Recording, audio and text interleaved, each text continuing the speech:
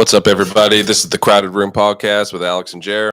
Today we got Samir with us, and as usual, start you off with some Switchblade Union.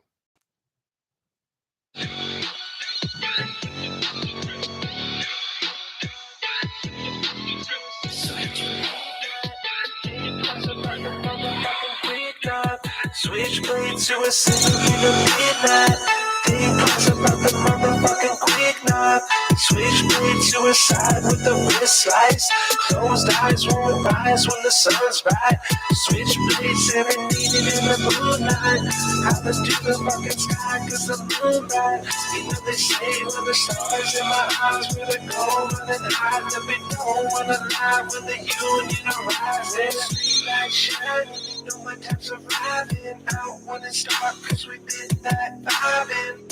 Midnight driving, cruising by flying. Living so fast, never think about dying. Pulls up in the dark and we hang out with the Batman. Scars on my knuckles cause we fucking with the wolf gang. Switchblade shining, night bright whining. Stars in my eyes when the moonlight shines in. Murder rap on my first track. Killing shit cause I've been begging suicide. On the second I don't care, just accept it. Knife swipe and you doom. Switchblade coming soon. Chill satisfied when we holler to the fucking moon. Still shine bright, fast spot. Make it eyes want short now. Slice with the right sword. Blood on my fist, knife test. My wrist smooth shine on the blade. Just cruising through the mist. Middle of the midnight. Think twice about the motherfucking quick knob. Switchblade suicide with the wrist slice. Closed eyes won't rise when the sun's bright. Switchblade serenading in the moonlight. Hop into the fucking sky cause the moon bright. You know they say when the stars in my eyes where they go running high. There'll be no one alive when the union arises. It'll be the midnight. Think twice about the motherfucking quick knob. Switchblade suicide with the wrist slice. Closed eyes won't rise when the sun's bright. Switchblade serenading in the moonlight. Hop into the fucking sky cause the moon bright. You know they say when the stars in my eyes where they go running high. There'll be no one alive when the union arises. It'll be the midnight. Think twice about the motherfucking quick knob. Switchblade suicide with the wrist slice. Closed eyes won't rise when the sun's bright. Switchblade serenading in the moonlight. Hop into the fucking sky cause the moon bright. You know they say when the stars in my eyes where they go running high. There'll be no one alive when the union arises.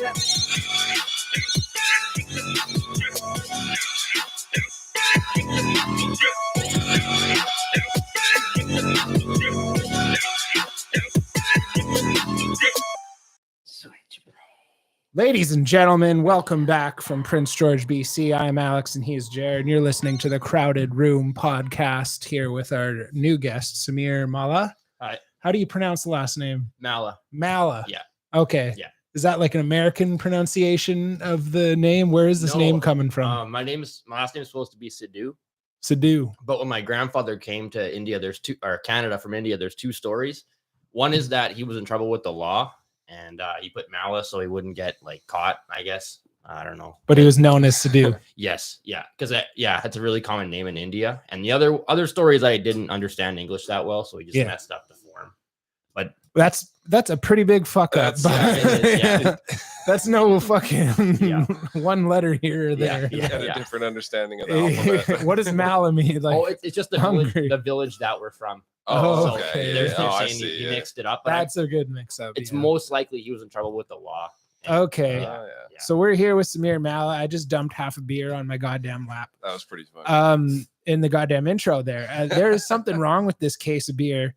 That's the second one I've opened in half an hour now, and both of them pissed all over me. Gotta give it the old I'll appreciate the advice, but I don't know if I would have solved that problem. We'll see. I feel like this beer was just canned with some extra rage or something inside the goddamn brewery. The whole case. And it's spilled over onto my lap, and that's fine. I'm the brunt. I'll wear the brunt of it and stop this fucking generational hate right here. So what are you drinking there? I couldn't tell you. It's a summer ale. It's from Summer some ale. random place because it says organic on it. I thought it'd be cool. Fuck this place. I'm not going to say their name because this is they're going to get pissed. But because we're the biggest platform in the world Yeah, here, they'll and, definitely hear about it. but yeah, they won't want to sponsor us. that case of beer sat there untouched and still pissed all over me when I opened the can. This is some definite first world problems here, but I'm pissed. God damn it, for one. At least it's not the middle of winter. But how enough. fucking quick did the goddamn weather change on us? Just last Saturday or something. It was like summer still. Yeah. And now I'm wearing a hoodie all day. It was overnight. Literally, yeah, wearing a hoodie all day at work. September 1st, it was like, it's fall now. Yeah. Look at me. Look at me. Fuck you guys, it's fall. It's fall now. And you look into like California is still getting 40+ degree weather. Oh yeah, of course. They're in like the middle of a heat wave. Yeah. And they're being asked not to run their air conditioning systems because they're in a power kind of I forget what it's called, but their power grid is compromised. So they're asking people not to charge their electric cars and not to run their air conditioning units. So stupid. And on top of that, they just released this new law where by 2030, I want to say 35 or something, you're not allowed to buy a gas car anymore in California. Yep. Yeah. And that same week that they released that, they said, no, you're not allowed to charge your electric cars. Yeah. So. Shay says angry pale ale, blah blah. No thank you, Shay. No snitching. That's Carter. Carter, right? Yeah. Ask Samir why he always drinks and drives. I don't know where you heard why that do you from. always drink and drive? Allegedly. That's just a rumor going around. I thought you got rides from Carter. Yeah, Carter gives me rides all the time. He doesn't flake on me at all. Yeah.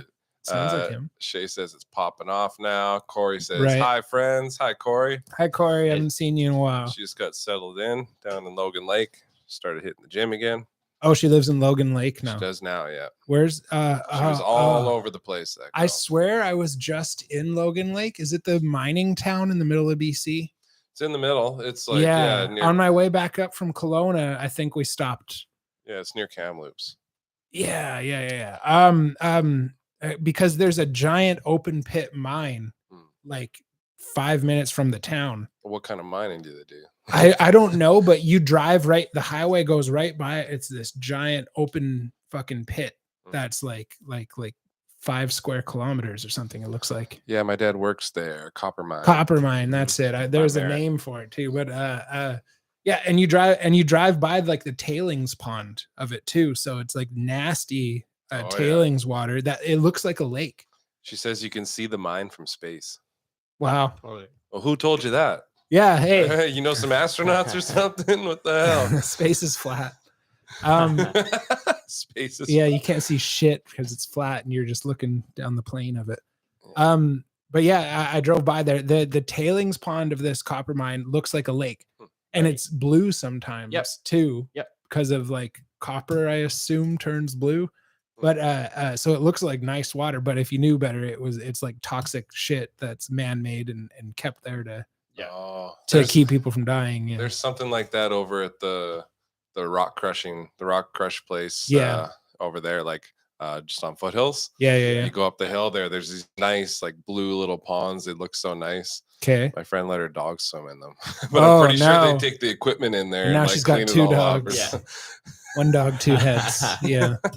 But yeah, I just remember driving by there. I didn't know anyone lived in Logan Lake at all. And good on you, Corey. Yeah.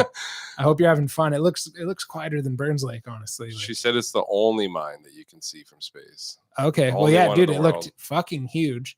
And there was like tiered it's called shoring in the book, but it's tiered levels of descent down a hill. And how the fuck they did that, I don't know. Like some excavator must have like teetered on the side of a mountain kind of and dug out. I saw in what's that place called? Can't even remember where I say Chase. That little place called Chase down in a similar area in the Okanagan, and they have like an excavator on the side of the hill. It's got 4 legs, and it's like on a hill like this, man. Like they get them up there, man. It's crazy.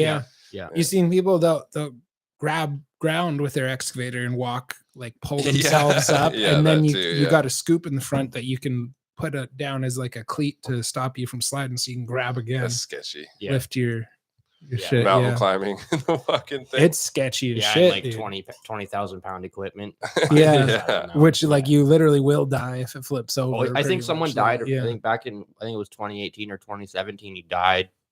And he caught on fire. The fall wasn't what killed him, but he burned to death inside the cab. Shit. Right. Yeah. Almost got the workers' comp. It was around Prince George too. Yeah.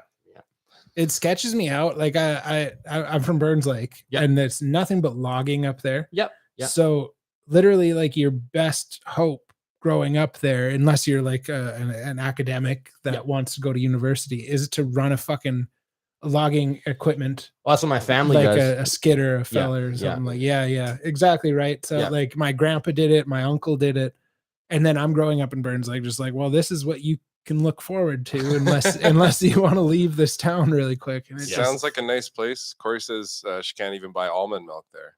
It looked small. Like I'm not kidding. It looked smaller than Burns Lake. I stopped and let my dog run around there for a bit. I've been to Burns Lake once, I think. Yeah. My dad was buying a logging truck, actually. That's why we were there. Yeah. Probably off my uncle. Yeah. Yeah. Who knows? Logging's small world in logging. Yeah. Andrew says, "Oh snap, let's go! I want to see how many Coors he smashes." I got 6 left, so 6 left. And we got some whiskey for when he's done that. Shay says, "No pressure for UFC after Kamzat and Holland fought backstage. Apparently, more than just them." Well, it was more than them. Yeah. Kevin Holland came out and put a tweet out saying he offered Chimaev a free beard trim.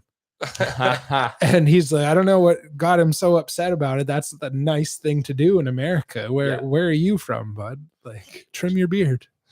We got a cat on the scene. We got a special guest, Hank. Got to make sure he doesn't fuck anything up here. He's gonna be fine. He's playing us a tune on the piano. Yeah. But yeah. So Kevin Holland says he offered a free beard trim, which pissed off Hamzat. I don't know why. Hamzat gets pissed. Everyone's yelling at each other, and then someone from Nate Diaz's team throws something at Hamzat's team. I don't know why, but Dana White decides to call it basically for collateral damage loss. He thinks that potentially if one of his athletes gets hurt in this scuffle, there goes our whole event so on he's Saturday. pissed at Kevin Holland then. Sure. He also knows, like, apparently Nate Diaz showed up with 50 people in his entourage. Oh, wow. And Hamzat with 30 something people. So there was a literal war, like army facing each other. And that was just a tinder to start it off. And Kevin Holland's been talking shit on social media for a long time, saying that Chimaev's fake, that he's not actually looking for hard fights. He's just looking to climb up the ladder. And says that, like, in real life, behind closed doors, he's not actually about it, and then goes up to him and tries to start the shit and end it all. I tuned in live, and right before it turned off, everyone was just pissed. You saw Li Jingliang in his suit, ready to come out. Tony Ferguson was perfectly fine and able. He came out afterwards, but the main event is what fucked it all up. And that was right when Kevin Holland got off the stage, honestly. But so it was an unfortunate set of circumstances, but Dana White just had to kind of cut his losses before it got a little too heavy. Yeah. And he potentially lost a fight off of Saturday night's card, which is shaping up to be fucking huge. People sleep on Nate Diaz, but he's probably, as it stands today, right now, probably the biggest draw. There's Jorge Masvidal, there's Conor McGregor, but they're not fighting anytime soon. No, Nate Diaz is a huge draw. But I guess also backstage, Darren Till got slapped by someone in Nate Diaz's camp. So Darren Till is part of Hamzat's camp. That's the only reason he's there. Who is? Darren Till. Oh yeah, okay, it makes sense. That's the only reason. So someone from Diaz's camp, I can't remember his name. I don't know him. But he slapped Darren Till, and he's like, "Fuck your queen. You're gonna end up just like her." That's fucking savage. And he just goes and cries in the corner real quick for a second. Yeah, fuck the queen. Right, which brings us to the topic of our title here: the queen is dead. Long live the queen, no more. What does that mean? Prince Charles, I think it is. Some other fucking No, you inbred know what it gets in there. means? It means What? shots for the boys. Shots for the boys. Hey, Hey. monarchy's dead. Longest reigning. I think not monarch even. Second. No. Full on longest reigning in British history. Oh, in British, not in world, British not in history, world yes. history. Yes. It was over 70 years. Yep. Yeah. In British history, the longest reigning ruler that the crown's ever seen. Thanks to fucking modern science and keeping that chick alive. I didn't know. Right, which means now I think it's I want to say Prince Charles is the new king of England now. Yeah. Which I mean, hell, fucking changing places. And you were saying before, like, why does anyone give a shit about the queen at all? No one really does. It's kind of like saying, why does anyone give a shit about the Kardashians? Yeah, no one honestly does, but it's just like, oh, this is shiny. I like a fucking, the reason a fish goes for that lure. Yeah. This is shiny. I like this. They still have like somewhat of a position of authority in the UK, right? Like their prime officially minister, they've abolished that, and they're a figurehead now. But their prime minister still has to get like sworn in by the queen. So like she got sworn in, their new one that replaced Boris Johnson or whatever. Right. Was it Boris? Yeah, Boris. Yeah. Their new one just got sworn in like 3 days ago. Okay. So like had they waited 3 more days and the queen died, it would have been a weird little situation. She wouldn't have been able to. Prince. Well, no, they would have had to wait for the king to be like fully announced. They would have had to wait a couple weeks anyways. Right. And it would have just, it wouldn't have been like a huge deal, but it would have been a weird timing of things, right? Yeah. They'd be without a PM for a little while longer. Right. Yeah. But yeah, shit's moving at the top. That only means good for us down at the bottom here. Andrew says, "Fudge the queen." Fudge the queen, bro. Long live the queen. But yeah, Prince Charles. That means fucking Saturdays are for the boys. Fucking, we're going to Sizzler this weekend. I forgot to say. Carter asked, "Who talks more during fights, me or Kevin Holland?" I don't know. Carter doesn't really talk during fights. He just fucking dances around like a fucking jester. Yeah, doing that extra, the extra work. Yeah. Worked for him last time, though. I don't know. I think he would have won the split decision if he didn't fucking do that. I think it pissed off the judges. Oh, yeah. Which fight you talking about? Like, hey, you got a boxing match. I didn't see that one. I meant the one in Dawson Creek. Oh, I don't know. I wasn't there for that. I have videos on my Facebook that it worked for him in Dawson Creek against a bigger opponent. So right. Yeah. Well, it's when you're going, these judges are fucking old people. They're not used to they're local biased and it's not a real fight. I mean, that was, but the Dawson Creek thing wasn't a real fight. It was just tournament, show up, fight everybody once for 2 minutes. Yeah. Shay says, as Patty says, crash mat chimichanga. Kamzat Chimaev. That's pretty good. And Andrew asks, is Samir a fighter? Yeah, well, I don't think you've ever had an actual fight. No, my first tournament's at the end of October. That's right. Yeah. But he's a newest addition to our club here as of this year. I couldn't tell you when, but earlier this year. Yeah, April. Yeah. April. Okay, great. Yeah. Yeah. And did you see our last episode with Andrew there? Oh, I didn't watch that one. He's the blue name on the chat there. He's our moderator. Right. Mm-hmm. He's fought Asians. Davey.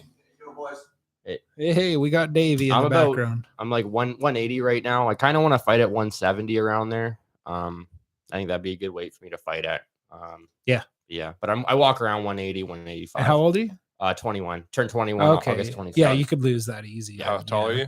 6'2". 6'2". Cool. Yeah. Okay, tall, you could lanky, lose that. Oh, I'm 170. That's real good. Lanky. And this tournament is coming up as perfect, honestly, in terms of getting your feet wet. Right. You don't want to just commit and leave the town or leave the country and go fucking ask anyone anywhere to fight at 21 when you're just a few months in. Yeah. This tournament is absolutely perfect. It sucks that it's so local that you're going to end up seeing familiar faces, and it's never fun for motivation. No one wants to beat up their friend. Is there anyone you want to fight? Just put you on blast. Andrew Tate. Hey. Fuck Andrew Tate. Hey, fuck that Carter guy. He's fucking show up. No, fuck Andrew Tate though. I'd fight him. Shit, okay. Really? You'd fight Well, let's see it. He's a 4-time kickboxing world champion. Above the fucking hip kickboxing. We might as well fucking put some water wings on. Okay. Oh, shit. And we're 24-ounce official gloves. call out. You heard it here, folks. You know, when he's done fighting the Logan brothers, I'm sure you're next on his you're list. coming right up, right That's down the fucking pipe. Okay, right on. Shay says, dude, I've known him for years in the States, fights at Feather, and he's 6'4". What? I've known for years in the States, fights at Feather, and he's 6'4". TJ What's Britton, Feather? Just get rocked. Featherweight. What? 145. 6'4" at 145 is a twig. I wouldn't want to get that light. Yeah, exactly. You could sneeze at a guy like that. Like I feel pretty light. I'm around like I think I'm around high 170s right now, and I feel pretty light. I've been running in the mornings. Yeah. I like the weight I'm at. I wouldn't want to go past 170 like that. That's just too fucking It's low. a lot. Yeah. Cool. Well, hey, the only secret is show the fuck up. Yeah. Show your face at the gym. That's literally the only difference between someone who's much better than you are right now and you is that guy showed up more. Yep. Other than like freak accidents and rare occurrences, the trophy goes to the guy who showed up. Yeah. More often than not. Unless you're John Jones and do coke on a yacht all weekend, right? Show up and just beat people. Is there anything you recommend to do? Like I've been doing 2-a-days. I've just been jogging in the morning. Is there anything you recommend doing outside of the gym? Yoga, running, yoga, push-ups, crunches, high intensity interval training. Literally just sitting there thinking about different aspects of fighting. Right, huge thing. When you're not training your hardware, you can train your software. Visualize.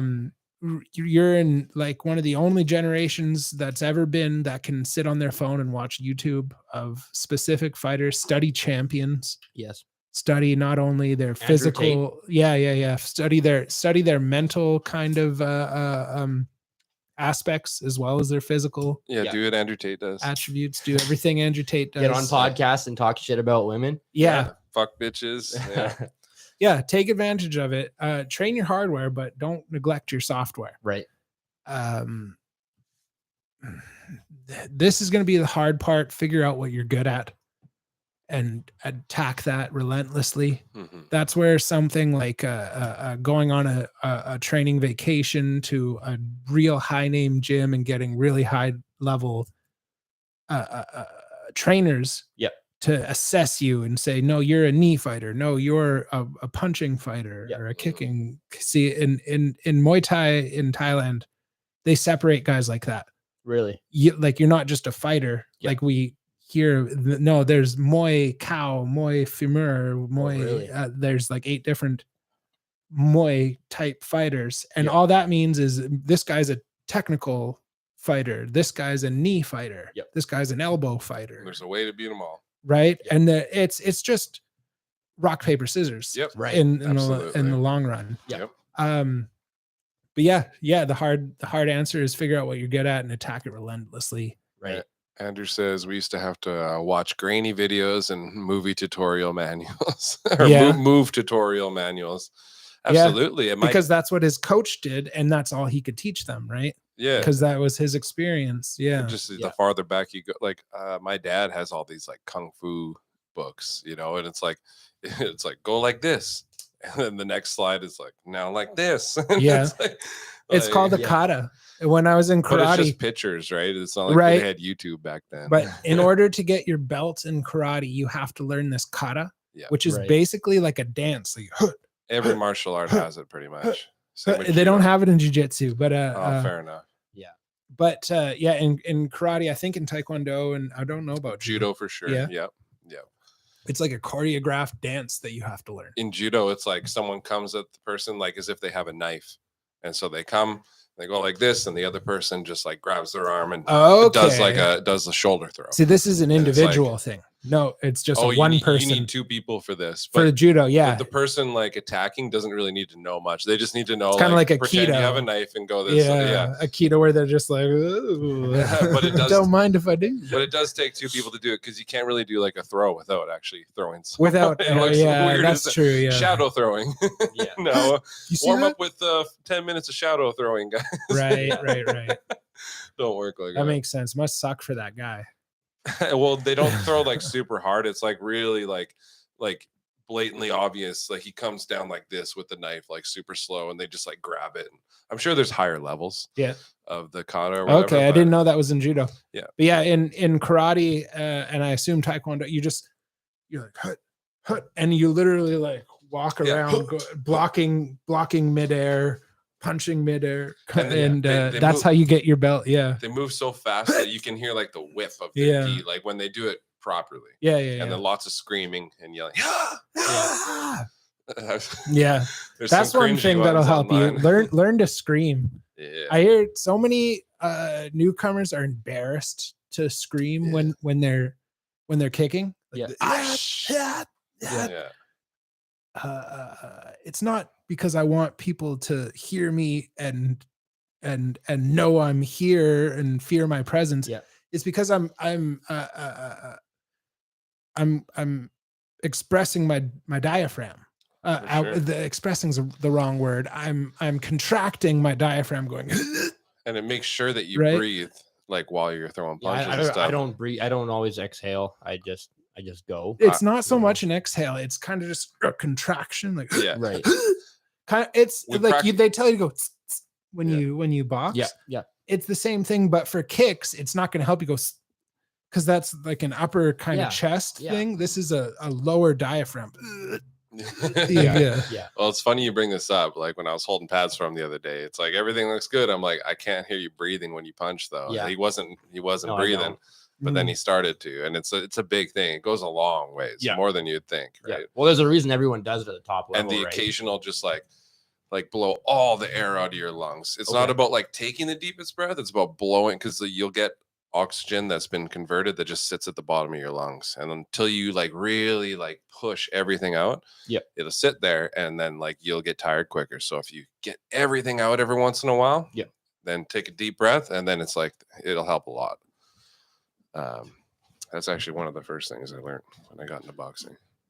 Right. Andrew's telling you to exhale with strikes. Yeah. That's something I got to work on. It's the same thing. You see guys lift. They don't just like hold their breath and, lift I heavy weights, exhale. right? Exhale. You always want to exhale. You always want to include like your diaphragm. I do that when I lift, so I can right. Translate that. Right. That's how you break blood vessels and stuff in your face. Is if you hold it in. Yeah. When I started to lift, I would never do that. My dad would be like, "What the fuck are you doing?" Fuck, son. And God damn it, Bobby. When I was a kid in judo, that was the first place they taught us that. Because like when you go to throw someone, like especially like because in judo they teach you to throw someone bigger than you, right? Yeah. And the way they explained it is like when you pick up a big rock, you naturally go. It's just natural, right? And so they teach you to like let it out even more, and they call it a ki. So like when you're throwing someone really big, just let it out while you do it, and it gives you more power. They said like it makes it easier to pick the rock up when you let that noise out. Right? Yeah. No, it makes sense. Yeah. Ki. Yeah. The only actual secret is show the fuck up. Yeah.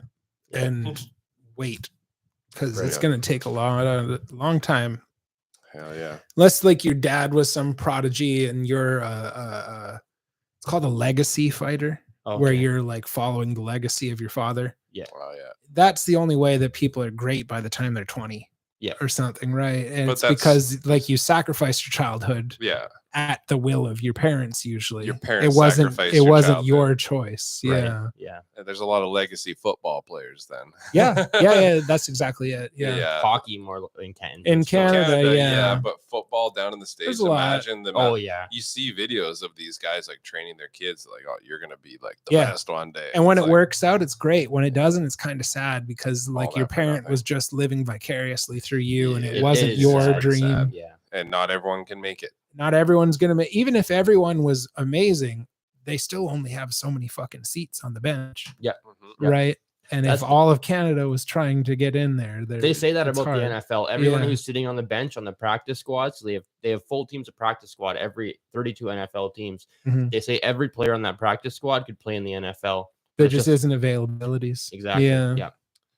That's crazy. Yeah. But they have to have replacements for every. Yeah. Yep. Well, Yeah. also Yeah, they they need People that know bodies their- in practice squads and stuff. Like you can get hired to be in a practice squad. You make a lot of money too. Yeah, Like in the NFL. you make probably a couple like 20-30 grand a month, I'd say. Wow, on yeah. a practice squad. And you put a fucking a jersey on. The thing about it is though, you get cut like that. If you fuck up, Yeah, if you're no good, yeah. Even the guys that carry their bags make like tons of money. Yeah. Like in the I'm NHL, sure.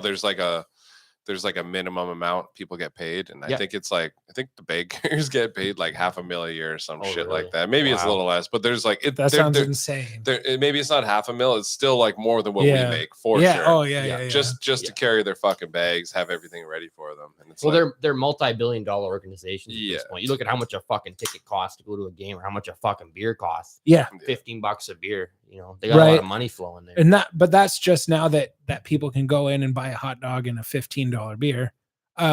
Last year, that was not happening. No. Right. And those bills still had to get paid. It still costs so much money. Mm-hmm. Like hundreds and hundreds of thousands of dollars just to turn the lights on. Mm-hmm. Just to nobody's there at all. Just turn the lights on to see the place. Yeah, it's going to cost hundreds of thousands.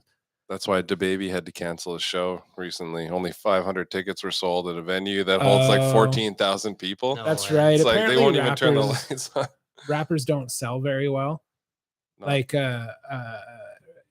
it's a niche thing, right? Like rappers aren't really liked by like the mainstream media where But they got the most views. the views don't correlate to ticket sales because like broke ass teenagers view your shit. They don't have the money to go buy your tickets and travel to the city you're playing in, especially if you charge like $100-200 like exactly right. So unless there's like a festival with like 4 or 5 big names on it that's gonna convince somebody like, oh, I've got to travel to go see this, you're not gonna sell that well because it's so niche.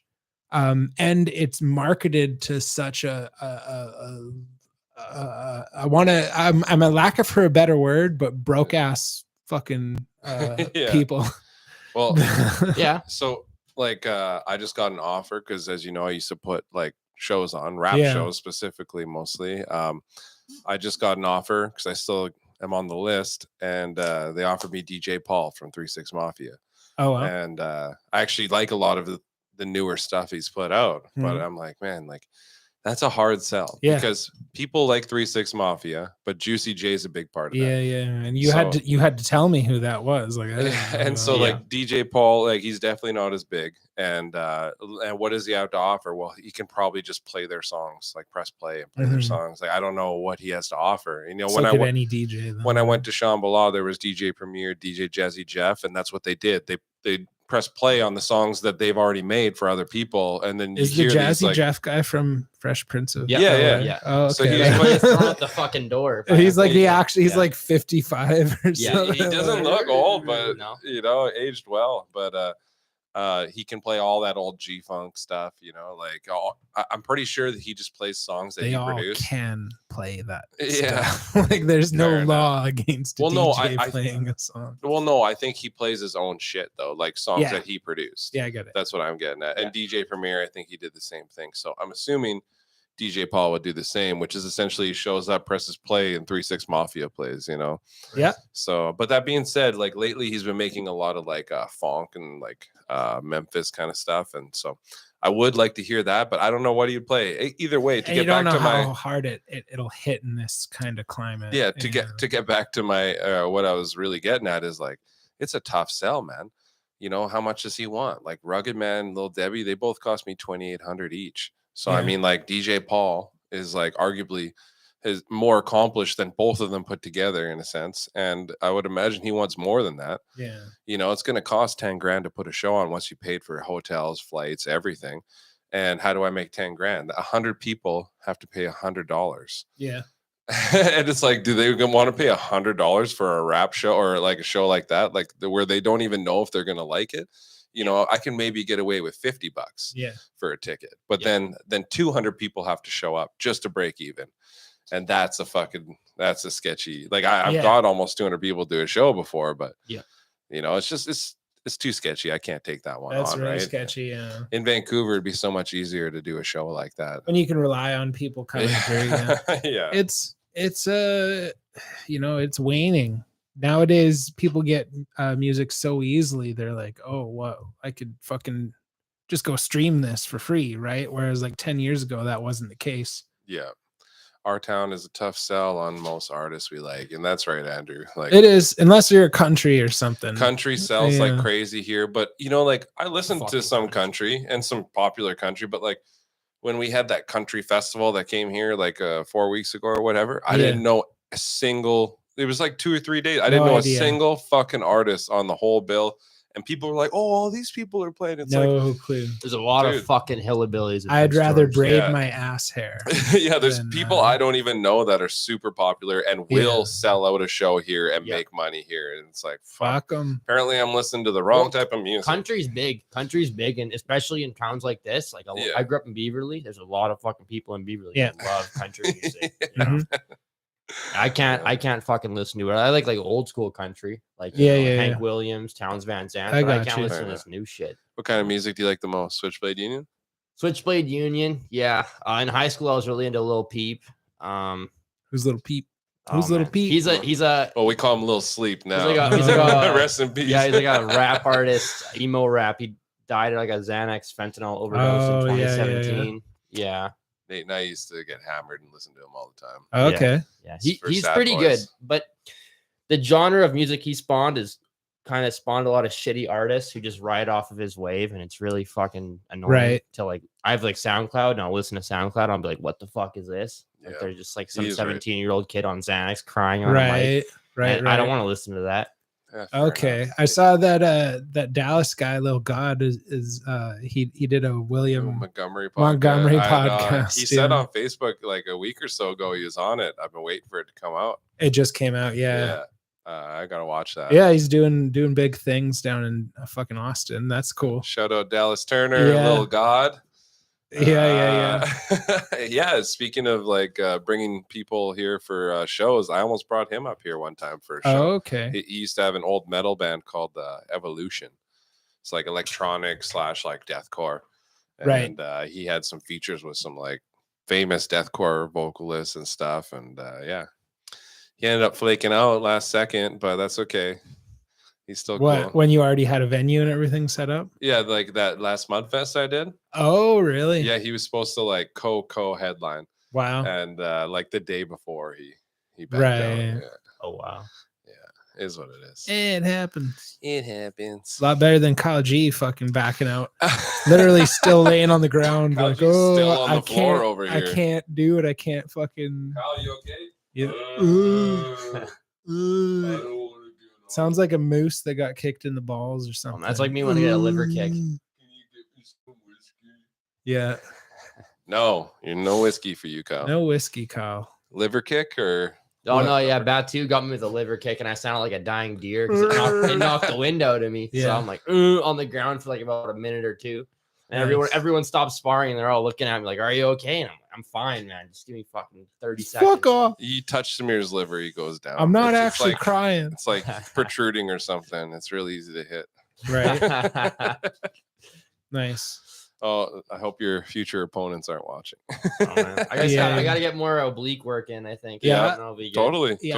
I you see the boxers like holding like a plate and doing like Russian twists. Yeah. Like steering the wheel. Yeah. I need to do that. I've just been doing sit-ups pretty much after class, like 100, not anything special. Get someone to stand on your feet, and like every time you do a sit-up and lay back, they throw the medicine ball on your stomach, right, and then you pass it back up to them, do your sit-up, and that's a really good one. Yeah, it is. And then like I don't know if you've done, they probably put you through a few of these drills at K10, but when we all go against the wall, get a partner and bam, bam, bam. Yeah. Alex just hits me good. And then at the end, you'll just throw kicks in. I like to do more clinch work. I like the clinch a lot. I like tripping people up. That's my favorite part is just tripping people because you feel so fucking cool. You trip them and you turn around and you walk away and they're still on the ground. Right. And it gives you a big advantage as far as fatigue. Yeah. Because it's hard to get fucking back up after you've been dropped, right? So if you can drop someone and not fall down, then it gives you a really big advantage. Yeah. On top of that, it looks cool, and you're like, "Fuck you, little bitch, stay down there." Right? But Carter says his liver's weak from years of abusing. He's not wrong. He's not wrong. Andrew, Jerry. Oh wait, we missed a lot. Carter also says 200 people ain't showing up for him. Yeah, that's right. No. Especially here. No. Andrew says, Jerry, let's start a country band, bro. Yeah, we'll make that it. That could go hard. That would go hard. We should sell our own jeans. Let's sell jeans and fucking button-up T-shirts. We'll make a killing around. Flannel. Yeah, exactly. Yeah. Locally made flannel and denim. Yeah, flannel denim. Farmers market. Hey, you guys need diesel? I got diesel. You guys like local? I got local. I don't even know how to make jeans. Let's see here.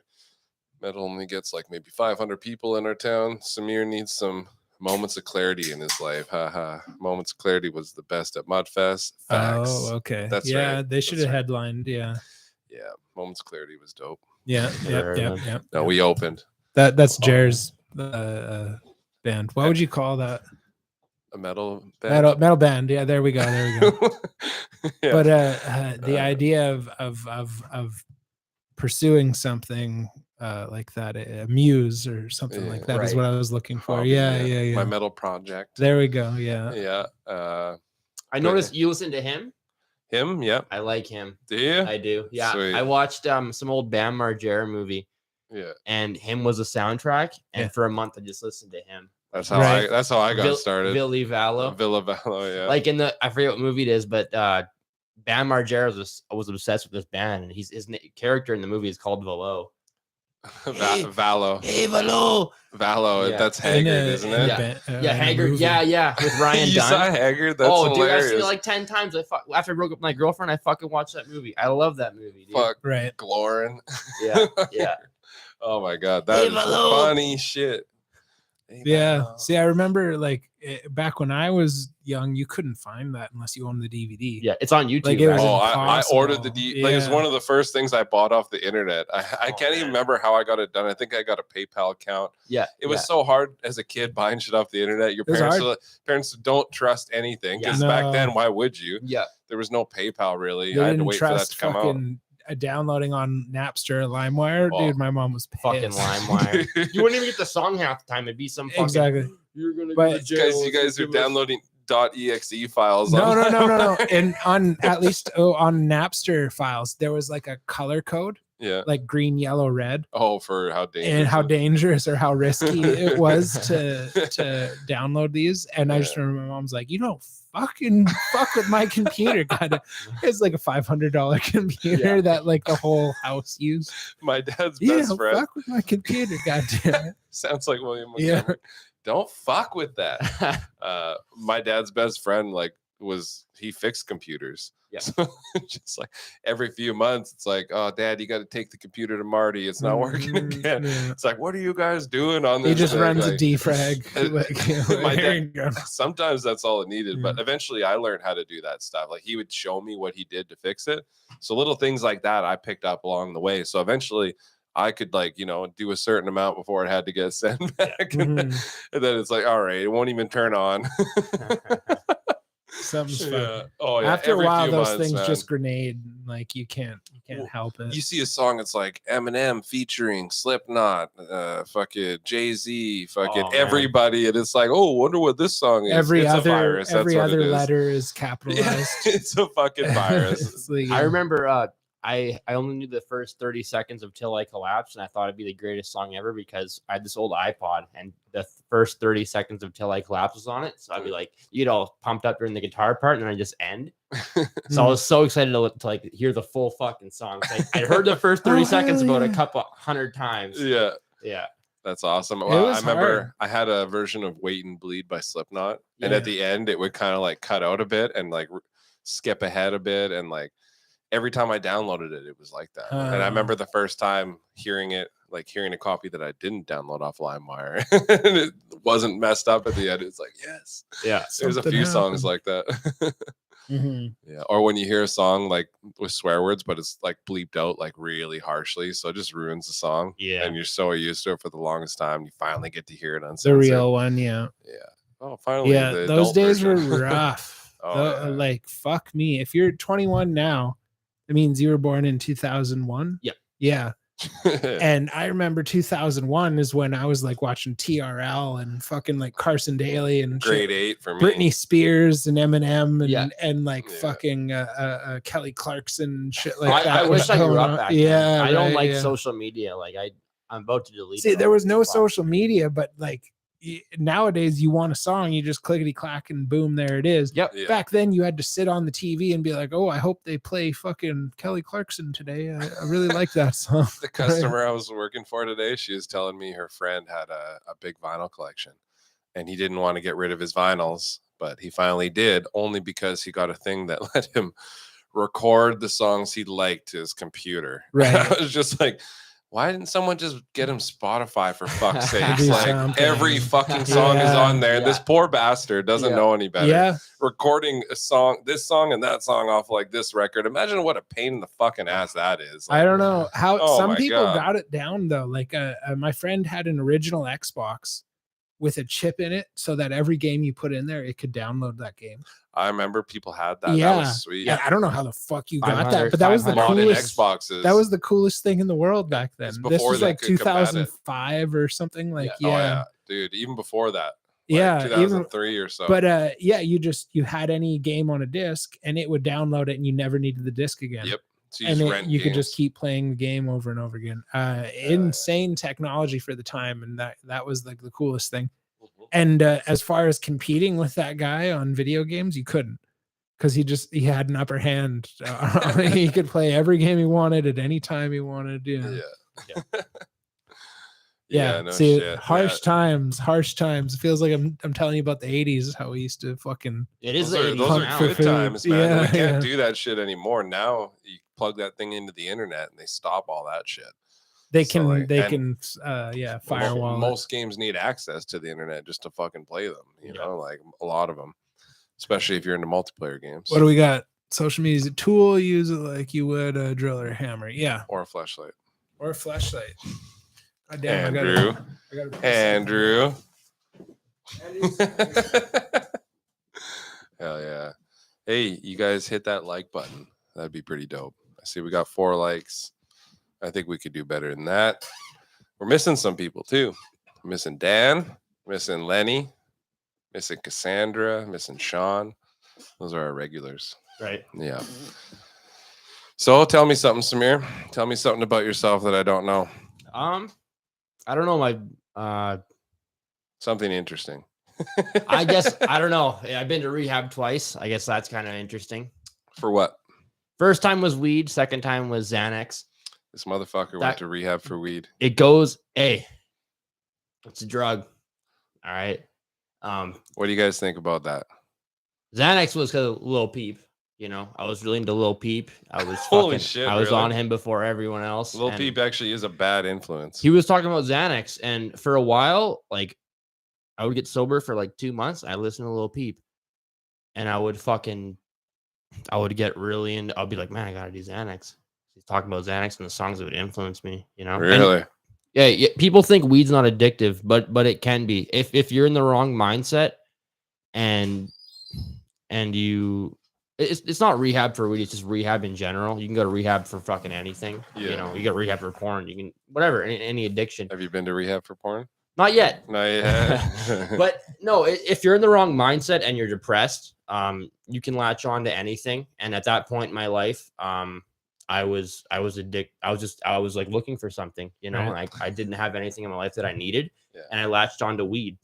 Yeah. You know, I had nothing to grasp onto. Oh yeah, so it's addictive. And from fuck anybody who doesn't think that weed's addictive. It can be. At the end of the day, it is a drug. You went to rehab for weed though. Yeah.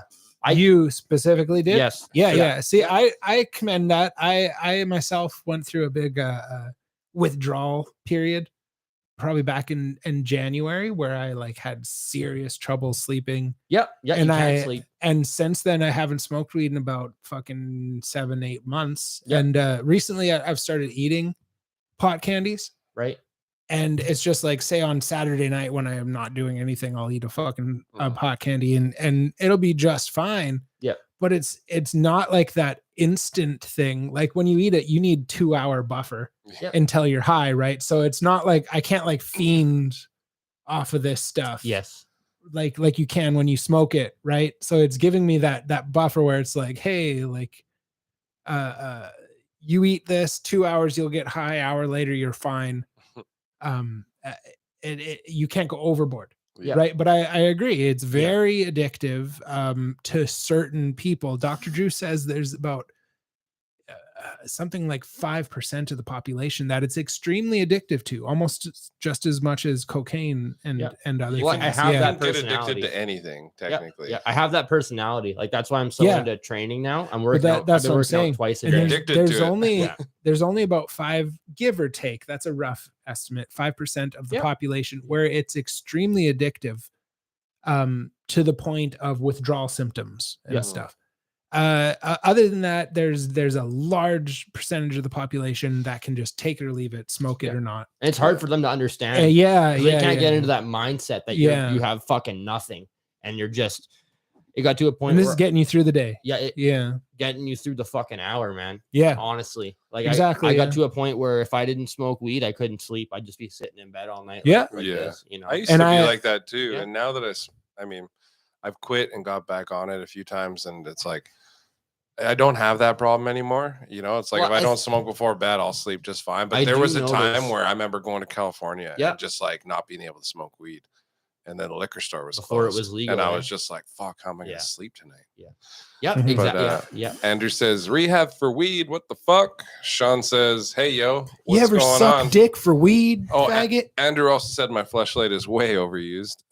Sean says, hey, yo, what's going on? What's up, Sean? Talking about weed rehab. Cassandra says, rehab for weed exists? Lol. Andrew that was a joke in Half Baked. When Bob Saget came out. I've seen that movie. Yeah.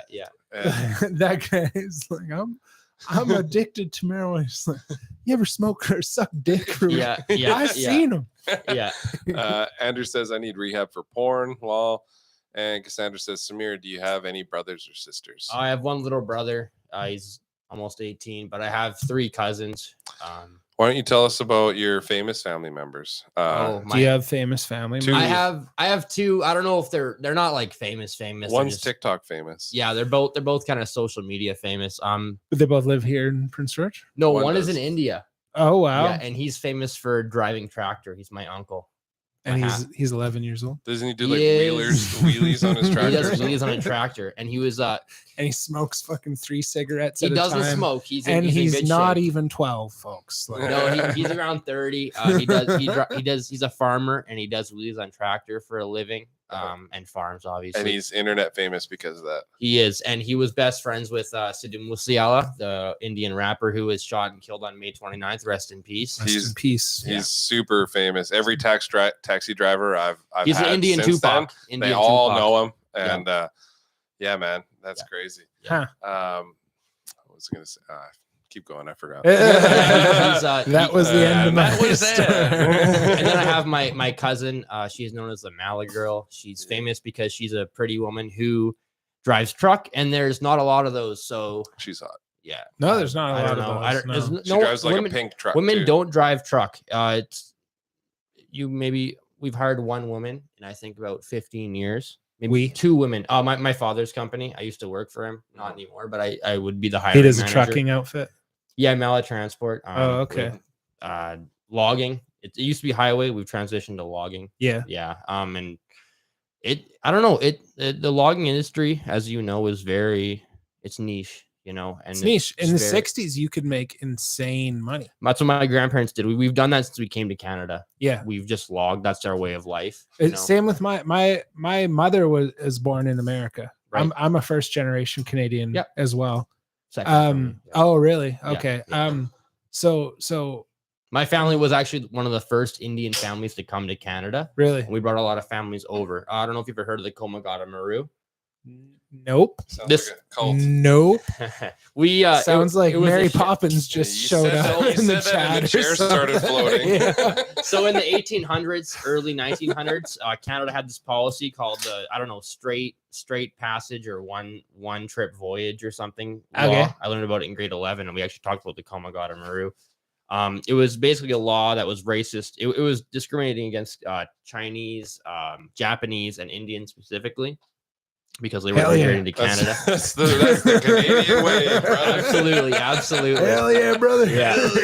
So the law was that if you left from a port in Asia, you couldn't make 2 stops. You had to go straight to Canada. Because they don't want you picking up diseases along the way. If that's what you want to call Orientals, hey, go ahead. When you get there, you know what they did? When you get to Canada, you go like this. And they look at your tongue. A doctor's like, yeah, you can come in. Good. See something you don't like. He's like, no, you actually don't get to come in.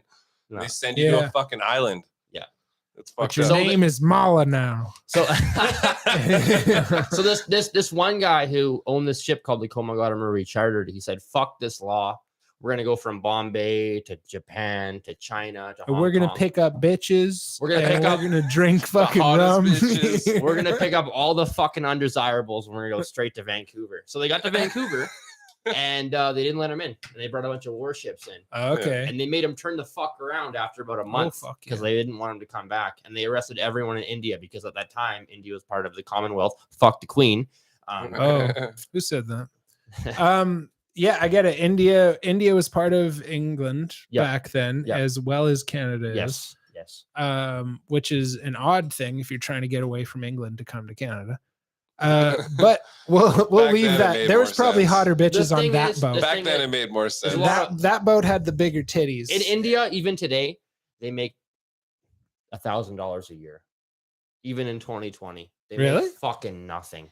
There's a lot of poverty. There's no middle class, really. There's no middle class. There's the poor people and there's the fucking upper class. So my family India also has like one of the biggest cities. I want to say, but everyone's fucking poor. Yeah, it's still poor. What's that one giant city in India? They have designated New Delhi. Yeah, New Delhi has some of the newest buildings in the world. Like the best engineering. There's some people there. Yeah, I get it. In average, when you average everything together, maybe let's say 1 in 100, 1 in 70 people has a good life there. If you're rich, it doesn't matter what fucking country you live in. You'll have. If you live in New Delhi and you're a fucking skyscraper mogul, you're making a good fucking living. I'm sure. Right? Let's say 50 million people live in New Delhi. That's That's like that's 1%. A real small percentage. Yeah. So yeah, in average, where we're from, fuck all to build these buildings. Where we're from, the region that everyone in Prince George is from, who comes to Canada, which is why there's so many people from that region that come to Canada, is called Punjab, and we're very discriminated against in India because India was never supposed to be one country. It's like Europe. If you look at the history of India from pretty much before 1700, it was like Europe, a bunch of small kingdoms fighting against each other like Europe. Yeah, when the British came, they had better technology and they were more united, so they took over all of India. India was never supposed to be one country; it should have been like 20 or 30. Right, right. A lot like Native Americans. Yes, here, but we invented the wheel first, so I'll give you that. Yeah. Oh, I'll give you that. Indians invented the wheel. Didn't really help us in the end, but we had it. Fucking take the wheel. Yeah. Couldn't roll away fast enough. Yeah, or towards them fast enough. Yeah, a bunch of unicycling Indians. Shit, we gotta get out of here. Built a big wheel and maybe if we spent less time doing fucking wheelies on tractors, we would have had better war. But with the tigers and the elephants, that's all in a circus circle. That's what my we're not going anywhere. That's what we're good at. I went to College Heights. Secondary. Okay. Cassandra asked what high school he went to. I went to Vancouver for a year for boarding school. Boarding school. That's what bad kids do, right? No, that's what rich kids do. Oh, yeah, kids. bad and rich, I guess. I remember, I'm going to send you off to boarding school. You hear that? You got to have some money. Boarding school is basically boarding private school costs in BC. If you want to go to a private boarding school, it's around. When I went there, it cost $32,000 a year. Now it costs upwards of $40,000, and $32,000 was the cheapest back then. You got to have some money. $50,000 a year is the norm. For a decent school, undergrad. No, for any school. There's no private school unless you're talking about Immaculate Conception or something. There's no private school in BC like that. Really? No. Down in Vancouver, nothing. If you live there, it's like $20,000. Right. We're talking about. I'm from Prince George. I have to stay there, right? Yeah. You got to get boarded. Yeah. Room and board. Waterboarded. Yeah. A lot of Chinese there. They don't like brown people. So yeah. Actually, there was like 3 Canadians in the whole school. And I remember this one time, this fucking Persian. I'm not going to say the R word on stream. Oh dang. Persian. That word I didn't say. Oh dang. So if you want to describe someone with Down dang. syndrome, Disabled person. This guy. Oh, retard. He knocked over a water bottle, and I was part of the basketball team. But I was kind of like I was like, I was in the low warmer. Yeah. So this Persian guy knocked over probably the son of some oil mogul. Fucking Persians, hey? Persians are dicks. Fucking goddamn Packies coming around our borders, so threatening with nukes and shit. He knocked over a glass of water, and he looked at it and he laughed. And I grabbed his fucking collar and I said, "Hey, you're gonna clean that up?" And he finished cleaning it up, but then he had all his Persian friends around him, and he said, "Someone's got to show this fucking Canadian his place." And I said, "You forget where you're fucking standing." I'm Indian, motherfucker. Yeah. Let's reignite these century-long wars. Compared to these kids are from other countries. I'm Canadian as fuck compared to you. They called me a hillbilly because I'm from Prince George. I'm from the middle of nowhere. This is what happened right as the show. I just can't win. This fucking Willy Wonka Continue. He saw my advice to do the tappity tap. I did a tippity tap. I did it too. Continue. He said, sir. let's show this Canadian his place. And I said, "Where are you fucking standing right now?" You whacked him with your hockey stick? No, they're little in Persia. Oh yeah, but you can still hit him with the hockey stick, We did play hockey in school like gym once, and I dusted everyone. Oh, because they don't know what hockey is. They thought I was in Vancouver. Sorry, and this one Russian kid was in goal, and they told him wear a mask when you're in goalie, wear a mask when you're in goalie, and I shot it, and it hit him right in the nose. Good. Yeah, and he got pissed off at me, and I was like, "They told you to wear a fucking mask." Yeah. I'm Canadian. Doesn't matter if you're fucking shit at hockey or good at hockey. Compared to you, I got a wicked wrist shot.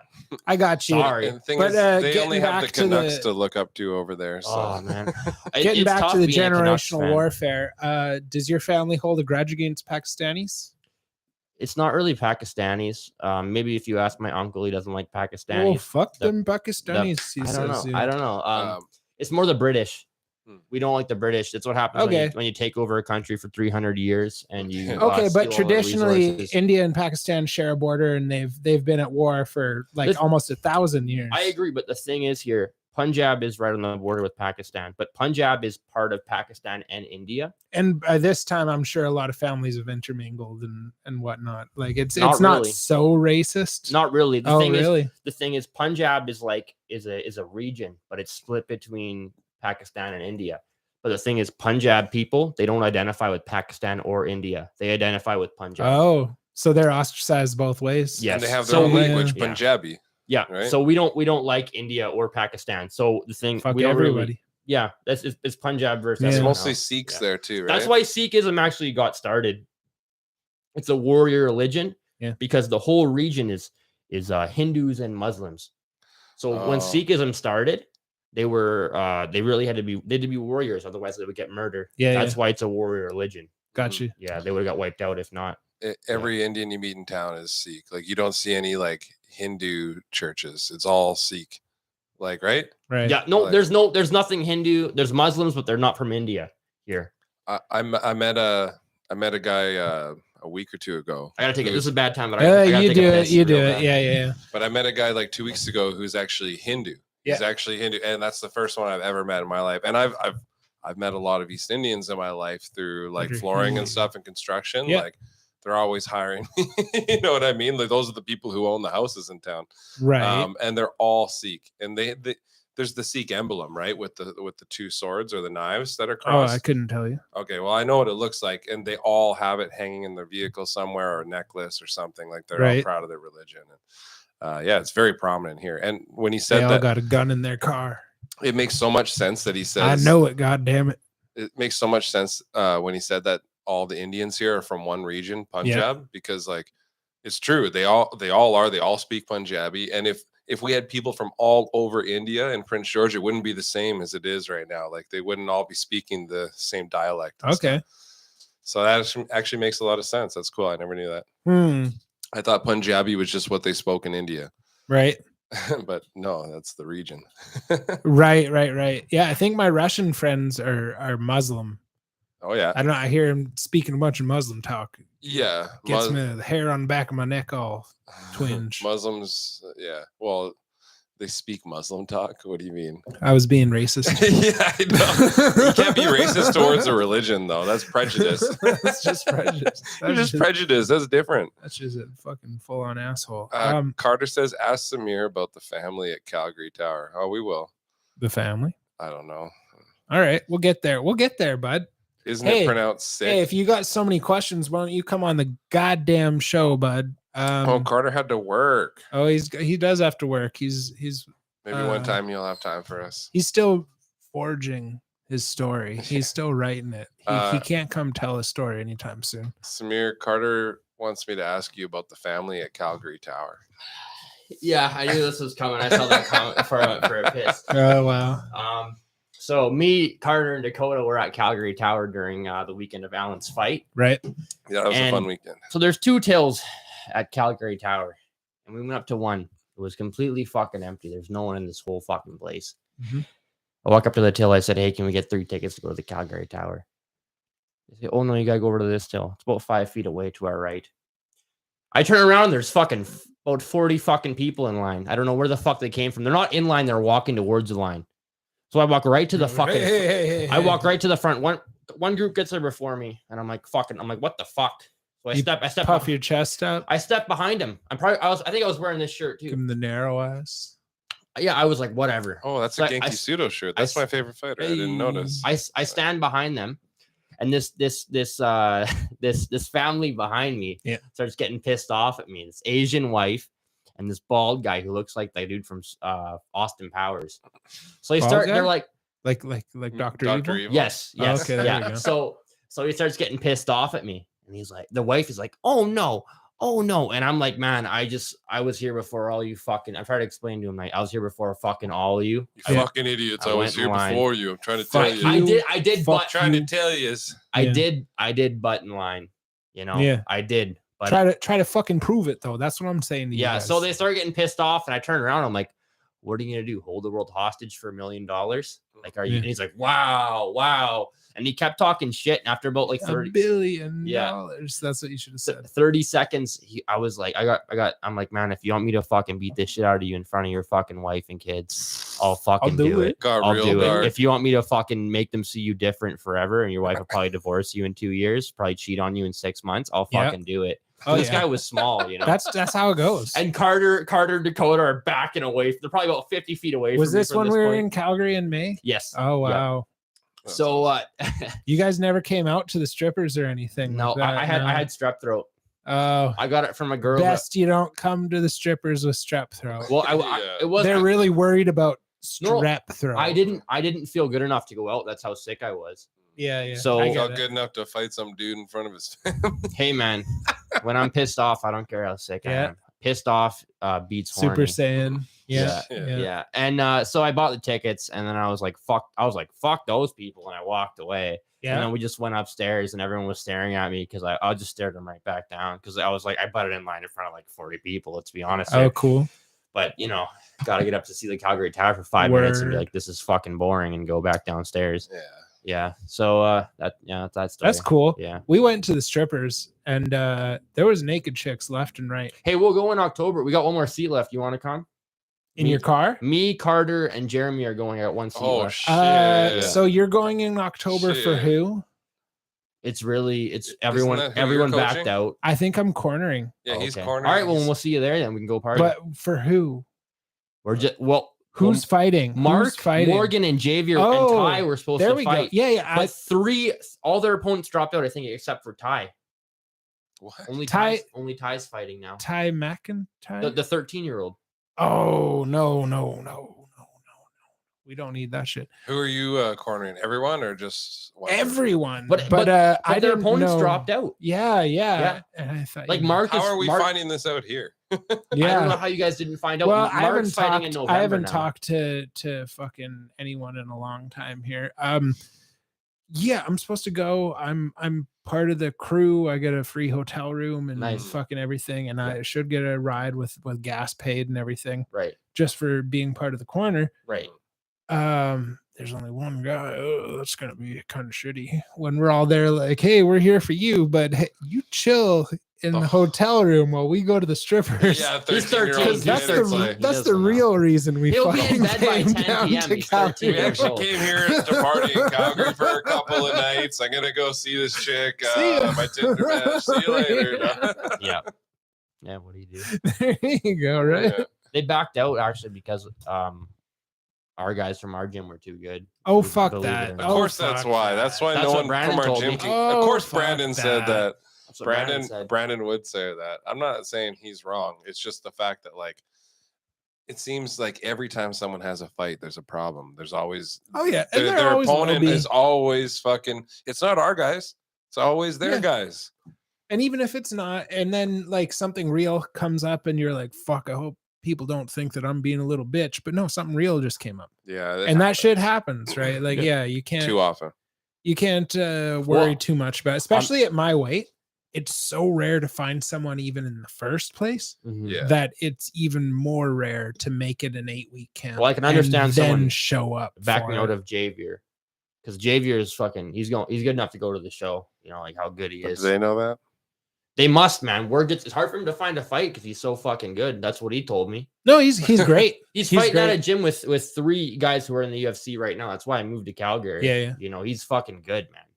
He's good. Cool. Yeah.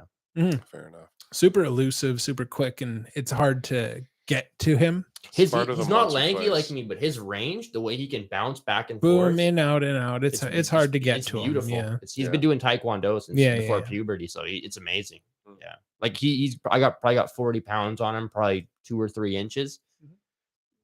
I don't stand a chance against. Oh, him. I got over a foot of height on him, and Yeah. it's hard to hit him because Yeah. he gets the fuck out of there. Yeah. Really good, really good. I hope the world for him. Me too. Yeah, he deserves it. Yeah, he deserves it definitely. But yeah, I don't want to make a trip out of fucking nobody having a fight. Worst case scenario, we go out there and watch fights and party. So Exactly right. I already got the time off work. That's why I'm going. Jeremy still wants to go. I'm going.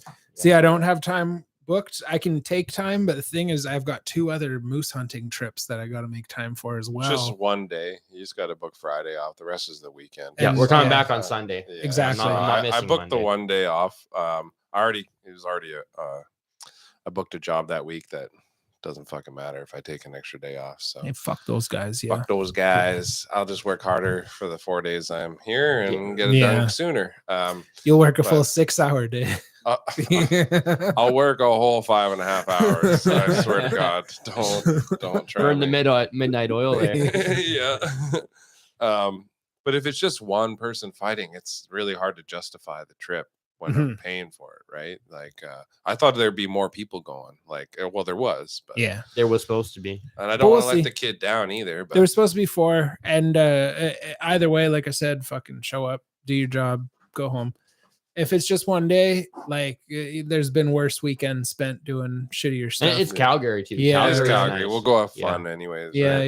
yeah. Carter says I had 4 opponents in Quesnel before I fought. I had to drop a weight class Yeah. just to get his fight. Andrew says Taekwondo has the best movement. Haha. Samir said it best. I never had a pro fight because I'm a pussy. Shit. What, Andrew? Andrew just said that. Oh, I thought Andrew had a pro fight. I thought him and Garrett took pro fights off the I don't bat think without a amateur. pro fight. No. Oh wow. Can you go back down to amateur after you do No. pro? No. No, you can't.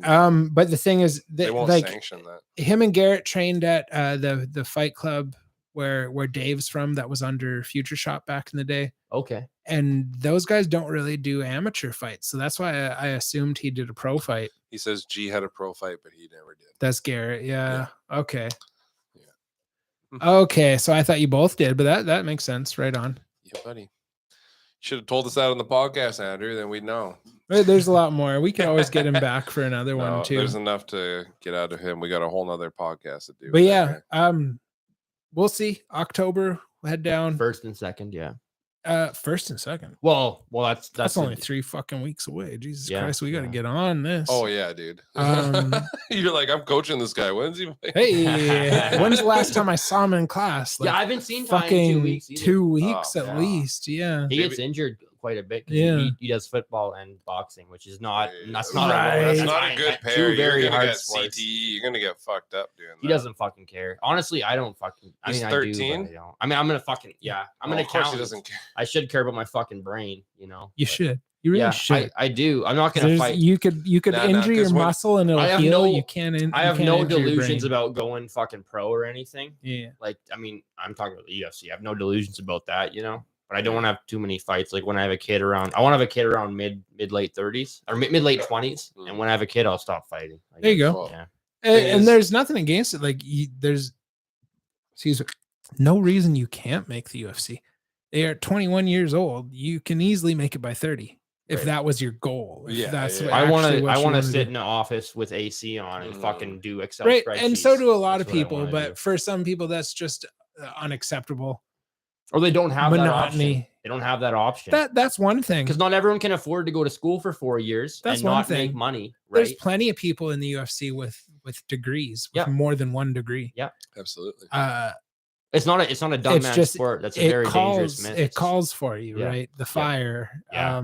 Well, the good thing is you can still have a career in that and then do taxes, even if your head gets fucked up, because the calculator does all the calculating for you, right? Yeah, no, you just use the calculator. I've done the tippy top of what I want to do, which is personal taxes, and you just put numbers into a fucking program that's already finished, and you probably get about. And they still fucked that up for me. God damn it! I had one. Hey, I'll give you the number to my family's accounting firm. There you go. Yeah, I'd like that because I went to H&R Block, had a junior accountant. They don't give a fuck about you. They don't give a fuck. But H&R Block is the worst place you could go. I tell people that they don't want to come to us though. It was also my fault because I made over 80 grand that year and went on EI because I was on a seasonal job doing diamond drilling. And when you make that much money and go on EI, you have to pay back a giant proportion of it. And they didn't enter that into my tax return. Yeah, so you got your tax return. I got a tax months return. Later, they're like, give us this money. I was back. like, oh, I love this fucking 4 or 5 grand. And they're like, oh, but you owe us fucking 3 grand of that back. And I'm just like, well, I spent that already. Well, a good accountant will realize that right away. Yeah, exactly. Because that's what I'm saying. They're literally just entering numbers into a spreadsheet. When we do your taxes, we actually look at you for 10 minutes, which is all you need. Mm-hmm. They don't want to take that fucking time because they have 10,000 people. Yeah. We have. And they're all junior associates or something. H&R Block is like the fucking McDonald's of getting your taxes done. Yep. And that's why shit like that happens. It's happened to me. It's happened to everyone I know. We all have had that happen to us. It's not hard, but if you fuck it up, you're fucked. Yeah. See, my 40 grand or my 4 grand was laughable compared to Jer's. Literally had a fucking railroad of taxes hit them. The thing is, if you just know what you're looking for, I started doing it on an app on my phone. Oh, it's not hard. I filed my taxes this year on. It's called Wealth Simple. It's just an app on your phone. Yeah. But the thing is, like when I've worked with my grandmother and done taxes, most people my age don't get that kind of experience. But what I've noticed is there's a lot of stuff you can do to save you 2 or 3 grand every year. That we do for everyone, which you can't do on that app. No, I get it. You can play around with the numbers a lot. You have to know. You have to have the knowledge to do. Yes, that's why you get paid so much. And the app isn't going to do it for you. Neither is H&R Block. No. That's why you pay the guy. Yeah, that's my passion because I fucking hate the government. I hate how much they tax, and I love to fuck them over and squeeze them like a fucking lemon and save everyone else money. This is how I got fucked though. This lady's like, yeah, I do taxes and I specialize for like guys like you who, sole proprietorship contractors. She says it well. Everyone does specialize in contractors. Yeah, it's not that. She's like, yeah, I know. I specialize in that. I know how to like save you all sorts of money. I'm like, okay, sweet. And for 3 years, she's like, yeah, no, you don't owe any money. You wrote off so much. You don't owe any money. I was like, okay, taking cool. a giant hit off. Yeah. I can fucking hook you up. They write off. The problem is you have to know what's write off and what not to write off. Because if you write off fucking everything, they'll audit you. Flag you. And the ground falls out from under you. Yeah. Because we were cheating the whole time. And they look at everything, and all of a sudden you gotta fucking take 2 weeks off work to get all your fucking receipts in order because you didn't fucking properly sort and file them correctly. Yeah. I go to DMC, and so I have they're not bad 5-6 years of like all my receipts and everything. So that's all good. Yeah. But one thing you don't know is that what Alex was talking about, me getting hit with these taxes. What happened was when I first started working for myself, I did a job for this lady who was like super nice. Like while I'm working for her, she's making me cookies. She's like such a nice lady. You know, we got along just fine. Her whole family was nice. And she's like, yeah, I do taxes. And I do taxes for guys like you, like that have their own thing going on. And I was like, okay, awesome. So she bullshitted me for 3 years saying that like I didn't owe any money because I wrote off enough. And I didn't know any better. I just knew that if I wrote off things, I wouldn't have to pay as much taxes. Yep. So like she had me going with that. And every year I'd have 10 grand or 15 grand saved for taxes. And she'd be like, no, you don't know anything. So I'd spend some of it, save some of it, whatever, for 3 years. And then all of a sudden I get hit with an $80,000 bill, you know, not just taxes, but like, I guess like it was like probably like $50,000 in taxes. About the CRA is if you owe 15 grand, they can, and if they have this law where if it's over 6 months or something, or if they think that you fucked them over, they can charge you 30 grand. They can charge you $2 for every dollar you owe. Yeah. So I was at about 50 grand. And I was at the point where it's like, I got to go bankrupt because paying this off is just going to take too fucking long. You know, they're like, yeah, you could pay it off if you just pay this much off over 7 years. And I was like, no. So I just went bankrupt, dude. I just went bankrupt, and I fucking, when you know you're going bankrupt, you can, you know, max out all your credit cards as long as you keep it under 100 grand.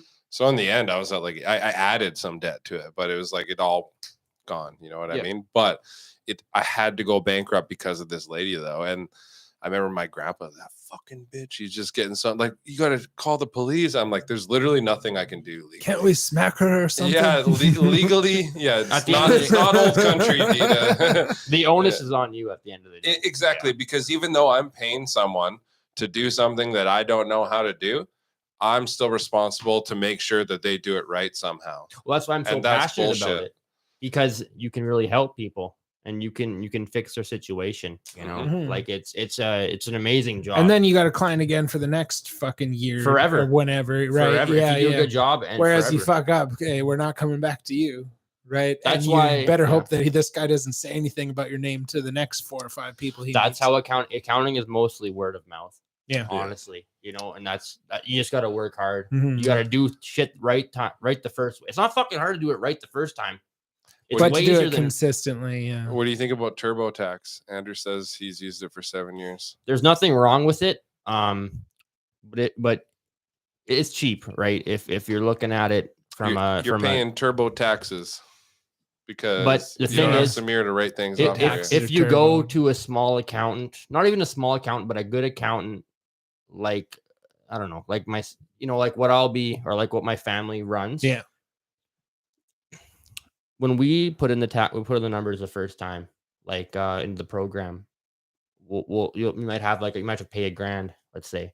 But we move our numbers around, you can get a $5,000 tax refund. So sure, you save a couple $100 going to TurboTax, right? Yeah. But we move the fucking numbers around, you get a couple grand. That's the benefit of going to a small accountant who knows their shit. Just don't ask no questions. You know what I'm saying? We give you the $5,000. Yeah, first time customers get $6,000.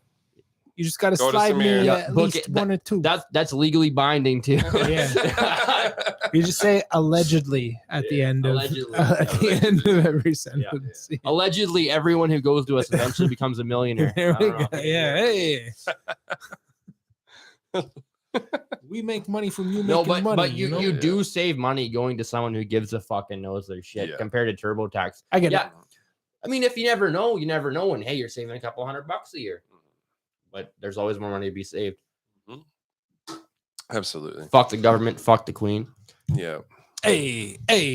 Yeah. So, I mean, unfortunately, this queen had successors, and there isn't a giant power vacuum coming up behind her, because that would have been fun to watch. Cooking the books legally. Exactly. Yeah. I mean, I wouldn't call it cooking the books, it's just moving the numbers around. Just moving them, just shifting them here and there. It's not illegal. It's not illegal. Hey, fuck the thing you, is, you think it's illegal. It's not, because there's this thing called EI clawback. If you make too much money, OAS, when you're like 70, you have to pay it. You have to give all your CPP back, your pension. After 70 grand That's a year. bullshit. No, not 70 You make grand. too much money, just past the age like, or something. you don't get the EI, pension like when you said you were on EI, you made too much money. But that was usually after 70 grand a year. If you have a I know what you said. I know. I'm just explaining it for everyone. But if you make a lot of money, if you have a common law spouse or a wife or kids, you can move not your income to your kids. You can move your income to your spouse. But if you move your income to your spouse, you save a lot of money. You can get more EI back or more OAS back. Oh, because you don't make quite that much on paper. My dad used to allegedly do that. Allegedly. Allegedly, this rich dad, guy. It's completely legal. That alleged boat in his driveway is allegedly. There's nothing illegal about that, though. There's nothing illegal about that. When I was like 13, 15, somewhere around there, I remember my dad like giving me money, and it was actually a payment for my mom. He's like, sign this receipt. He was paying it to me because then I didn't get taxed, allegedly. But I just remember it happened like twice, and like both times they didn't take the money out and just forgot about it. And then I'm just some kid one day. I'm like, oh, I got $500 in my account. Oh, fuck yeah. I'm buying candy tonight. Fucking, I'm gonna rent 3 video games and 2 movies this weekend, and get a whole case of Coke. $500. $500 before you turn fucking 12 or something. You're going nuts. You're a millionaire. Dude. Yeah. I remember going to the arcade when I was 12, and that shit was fucking like full on gambling, dude. You're like trying to hit those fucking little dump trucks. You ever see those arcade games where it's dump trucks full of and you got to hit the flag while the thing goes fucking and dude, those games were nuts. You're like timing it like, I got this. I love those ones. I'd be so good at hitting them all the way to the top, but man, that last one, it's like so hard to hit. Oh, you're talking about the stacker. There's different versions. No. Yeah, the one at the movie theaters. I can get every single one till the top. This isn't digital. Rigged, dude. It must be rigged. What I'm talking about isn't digital. There's 4 literal trucks, dump trucks full of coins with a flag. They're in, say the antenna on the truck is a flag. You want to hit that flag kind of like a dunk tank. Yeah. And then it dumps the coins. Yep. And you got like all those tokens, and you just fucking showered yourself in tokens. There was the one where they'd have all the tokens on the tray, and you'd put yours in, and it adds to it, and like, you know, eventually one gets put in, and like it knocks a bunch of them off. Yeah. And that one was the a thing fucking keeps scam going too. forward, backward, and you have to like time it so that its back hits forward pushes. There was one where you got to like shoot the token as well, and there'd be like little buckets. If you hit them, like tokens would like fall out, and you would like flip it. And it's kind of like you're doing this with your thumb, but it would like flip it up into dude, nuts. So many things. I grew up in Nevada, right, which is casino central. And so when parents want to gamble, they put their kids in the arcades. The town I lived in wasn't Las Vegas. It was Laughlin, Nevada. There were still 13 casinos in the town. So you never even got tired of the arcades you went to, right? Like you could go to 13 different arcades. Yeah, that's crazy. And as like a 10 to 12-year-old, that was the craziest thing you could think of, right? You're like, whoa, I could get that stuffed animal in the sticky hand. Oh man, you like throw, dude. You went to Bubba Baloo's when the arcade was there, right? Yeah. No, I've been to Bubba Baloo's. So you know that one game that's like, it's like a dome shape, and there's like the laser spots, it's just a light that goes and around. You stop it. That's popular everywhere. So like basically, like I went there one time and I realized like I'm not that bad at that game, and it's rigged. I swear that if you're trying to get tickets though, if your goal is to just get tickets, not just like have fun, play Battletoads or whatever, get tickets, that's the one. And so one time after like realizing that that's what's up, I went there one time and I spent all my tokens on that, and like literally I get the light beside it or the light on like in the middle rigged, no I would get it all the time. And dude, in the end that was the most tickets I ever got. Like that's the only fucking one. What'd you get with the tickets? Fuck, I don't even remember. But that was Bubba Baloo's. I remember I could buy there was no guitars there back then, but I could have bought anything aside from like the maybe top 1 or 2 tier things. Like I could have bought anything there that night. they just have such shitty prizes. I know at the time, you know those sticky hands? Those that's what I was saying. I'd buy like 10 of those and fucking slap people with them. Get them covered in hair. They're no good in like a day. Yeah. Stupid. Yeah. No, those are good. Kids are fucking stupid, man. I can't believe I breaker, like that shit. Try again. And then it's the dump truck thing. That was the best one, dude. Or the push one where it pushes shit over. Do you guys remember the old Burger King, their old play place?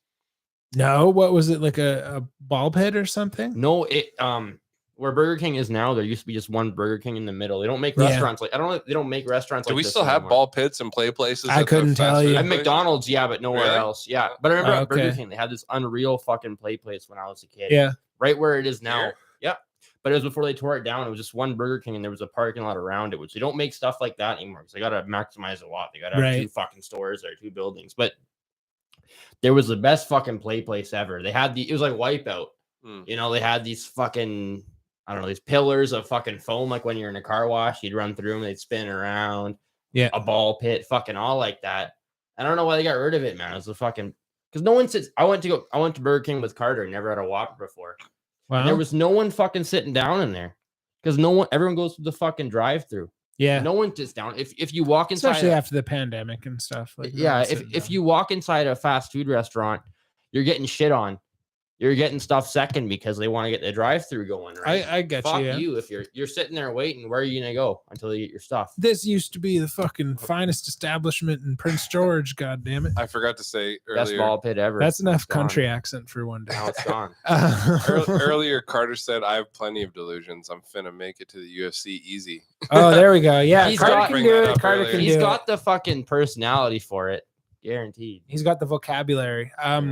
Yeah, you belong training with like Nick Diaz or something. There you go. Nate Diaz. You can start slurring hard. Start just slurring and fake it till you make it. Just pretend like you want to fight everybody. With the slur. Yeah. And they got him. I could see Carter just Stockholm, bitch. Stockholm, Sweden. Okay. Yeah. No. Or Stockholm. Stockholm, Sweden. Stockton, Sweden. There you go. I was like, okay. What do you mean, Stockholm syndrome? Yeah. I love this shit. Yeah. Shit. Carter, we love you. One day you'll come in. He said he was supposed to come on today, but he flaked. That's what he really? said today. He was going to come today? Yeah. No, he wasn't invited to be on today. Oh. Invited showing up. I thought I was second choice. That's what really? No, he was invited to be on like fucking. This is months right ago. After his fight, dude. That was like 2-3 months. This was like in May, June. Yeah, dude. You're on cap. You fucked that. He's like, man, Carter, don't flake. That's the most fucking. Now you're in the comments I've ever heard. Like, those guys, they've been begging to have me on the fucking podcast. I was supposed to be on tonight. I remember Carter fucking gave me a ride when I lived in Beaverly because we both lived in Beaverly. Carter, he gave me a ride from Beaverly to fucking like Black Clover because I got super drunk and I left my car there and I said, let's go to Earl's. He dropped me off at Black Clover. I get in my fucking car. I'm driving for 2 minutes towards Earl's to meet Amin. And Carter's like, I'm not coming to Earl's. And I'm like, what? I saw you 2 fucking minutes ago and you said you were coming to Earl's. And it's just me and Amin there at Earl's. No, now. Bro. Low key, Earl's fell off. He said, nah. For real. Nah, bro. That's exactly what I said. Hey? When I used to hang out with him, like, I mean, I still hang out with him all the time. But like when I lived in Beaverly, we both lived in Beaverly. Yeah. To get him to come out, I'd say, I'm coming to your house. I'll be there in 5 minutes. I just sit outside his house for 5 minutes and I drag him out because he won't come outside. Really? Other than that, yeah. I gotta drag Carter, him out. What are you doing in there? You fucking baiting? Training. He's got a lot of bitches. He pulls a lot of bitches. He pulls a lot of bitches. He's got like 3 or 4 girlfriends. Hey, don't blow up his spot. Don't blow up his spot on the biggest platform in fucking. No, they know. He treats it. They know. Yeah. Trust me. He tells me. Treat them like dirt. They stick like mud. They know. Yeah. Right, Carter? No, Carter's probably not even watching anymore. No, he's a fucking. He's aborted. He probably he's fucking like, flaked off. He's like, they didn't fucking acknowledge what I said. Hey, for real, no cap. The show ain't busting anymore. On God, for real. Yeah. Oh God, bruh. Yeah. Sorry, Carter. Yeah. All we got is a bunch of. He's not fucking watching. Yeah. We're finna get lit here, fam. That's okay.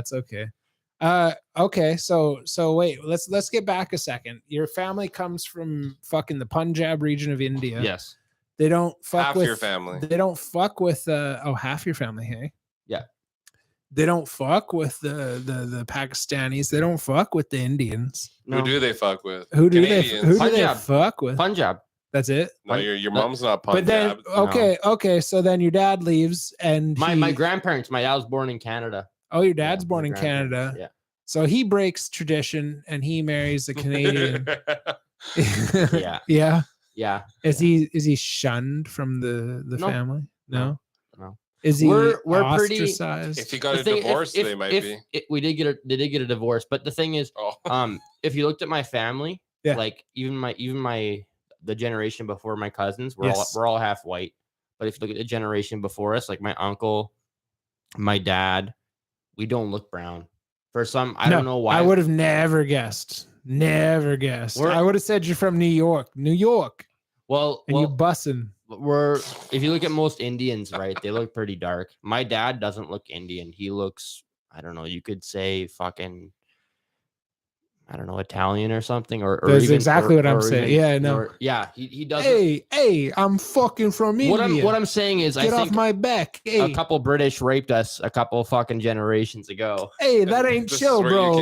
This is why I look so white. Chill on the podcast. No one knows I'm brown. Like, you should. One of my customers drove me to my vehicle. I left my vehicle at Matt's place, and he drives me to my vehicle, and Samir's coming out for a run. And I was like, yeah, it's my friend. And he shakes his hand. He's like, I'm Samir. My customer is brown. He's like, oh, and he's like, oh, I'm brown too. He's like, trust me. This is what he says. He's like, no, I'm brown too. He's like, my uncle's the guy that drives the tractor. You know, tractor guy. 95. I'm like, what are you talking about? 95% of the time. Guy. No, I was at Booster Juice. The guy had a turban on. It was like a young guy like me. Yeah. And I said, do you know who Happy Mala is? He said, I don't know. And I showed him on it. He said, oh, I know that guy. I know everyone fucking knows who he is because Punjab is not a very big, big place. Just the way he said it. Yeah. No, I'm brown too. And my uncle drives the tractor. Yeah. Not many people are famous for doing wheelies on tractors, you know. I know tractor guy. Fuck, that was funny. Yeah. I just watched it all go down. I was like, nice intro. I wish I had some kind of attribute like that. Hey, I'm one of you. Yeah. You can trust me. Well, the other side is from Czech, half Indian, half Czech Republic. Yeah. Okay. Yeah. So my Czechoslovakia. That's what it used to be. Then, yeah.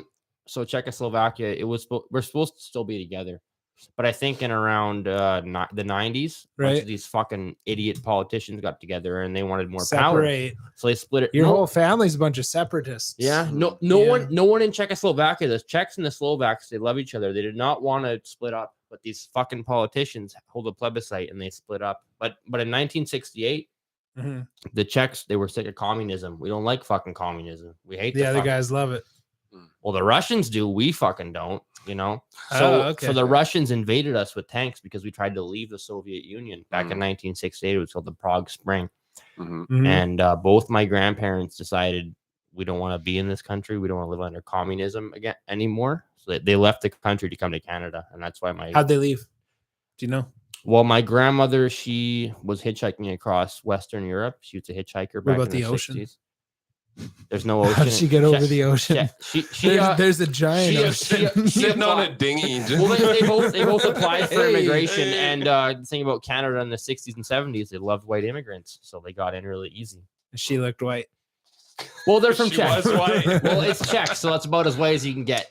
But so she saw a Mongolian pissing in a hallway because they brought the army in right in there. From the Soviet Union. That is how I met your grandfather. Yeah. Well, no. So she saw I love Mongolians. She saw a Mongolian pissing in the hallway, and she said, "Fuck that! I don't want to live in a country with these people. I'm leaving." And my grandfather was actually a commander of a radio station on the border with Austria. Right. So he saw the Russians coming in, and I guess he didn't want to go under their yoke, so he decided, I'm gonna fucking leave. And the first night he tried to leave with about, I think it was 3 or 4. He literally just like takes his headphones off. Yeah, just like this. This is bullshit. Yeah, but he like Kyle, he wanted to out on the floor. I'm gonna go sleep on the floor over here. He was when I get up, I'm leaving. He was the commander of this radio station on the border with Austria. Commander of a radio station. Yeah, with about 10 guys. You know, it wasn't very big. So we got 3 of his best friends. He said, we're going to get out of this country. So the first night they left, they tripped over. I don't know if you guys ever played Call of Duty or Battlefield. When you trip over that wire and the fireworks go in the air and it goes, pew, and it lights up the whole area for about maybe 5 or 6 minutes. They tripped over one of those wires, so they had to run back to the radio station and be like, "Oh, there's some fucking guys on the fucking border. I don't know what they're doing." Hey, ladies and gentlemen, welcome back to the WF fucking check. We got some assholes on the runway here. Some fucking idiots were trying to leave the glorious fucking realm of communism. Who knows why? Yeah. So they tried to leave. The second night they got away. But there's a river between Czech and Austria, and they started shooting at them on the river. So they swam across the river. They got into Austria, and the whole town came around. They're like, "What are you doing? What are you doing?" Because no one knew how bad communism was. So they leave. Right. And this sounds like North Korea. It is. Yeah. We don't need that shit. Yeah. No. Fuck it. Fuck communism. And you need a double dose of America over there. Yeah. Yeah. I wish. You probably got it since then. Well, the thing is, so they applied to get into the Canada, and they got into Canada, and they, way better here. They built a life for themselves. They're millionaires now. Yeah, I don't know why anyone would come here and not go to Florida, where it never fucking snows. Things are tough in Czech. They didn't have the internet back then. They're like, I just heard this place is good. There's free land over here. They got logs. It's gonna start a fucking life. We cut log. My grandpa built houses here. He built a lot of houses here. My grandfather. Yeah. And your grandfather bought or built a lot of houses here? Yeah, he was a Mala? No, other side. My mom's side. What side's that? Marcus. Yeah. They're in Prince George or like in Canada? Prince George. Oh, interesting. He probably built around, I don't know. Like built or like paid to have built? Like built. Oh, okay. Built it. He was never really a rich man because he didn't have the money. My grandparents made a lot of money. My grandfather made a lot of money, but my grandmother in the 80s, she started doing bookkeeping. And she built that up around 40 years, and it's to the point now where she makes a lot of money. But she made more money than my grandfather ever did building houses. People could buy a house on minimum wage back then. Yep, so like yep. it's hard to like compare them to where we're at now. It's like two people working together back then, they probably made a killing. Well, what I mean? He would work from 8 to 8, like back in the day. There you go. They were very well off. Yeah. Then. My Croatian grandpa, he came here with a bunch of Indian men as well, the Verks and my grandmother actually does the Verks taxes. Awesome. Believe it or not. Yeah. So my grandpa had a home building company. He built houses for Verk. Well, they probably already they probably know each other. Oh, my grandfather. Oh yeah, that's what I was gonna say. Is like there's a good chance that our grandparents knew each other.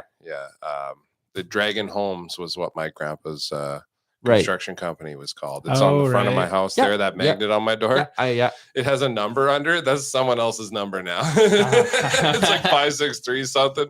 I wonder if anyone's ever called that after seeing it. Just try to prank call me or something. It's like, that ain't my number. I don't know who's that. Or try to fucking give you a job or something.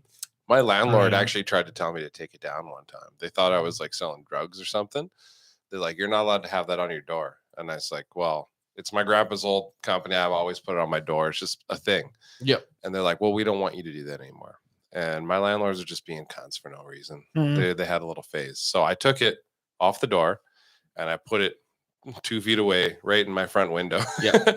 And they called me like the next day. They're like, fuck it. You can put it on your door. We don't care anymore. It's like, you made such a big deal about it. Then they saw where I put it. They can't tell me not to put it in my window. Yep. And then they're like, well, fuck, we lose. Fuck it. Go ahead. Put it on the door. But there's literally no law saying you can't do that. I know. I didn't even have to listen to them in the first place. It's more just like, oh, fuck, keep these idiots happy. I haven't been looked at the chat here for a sec.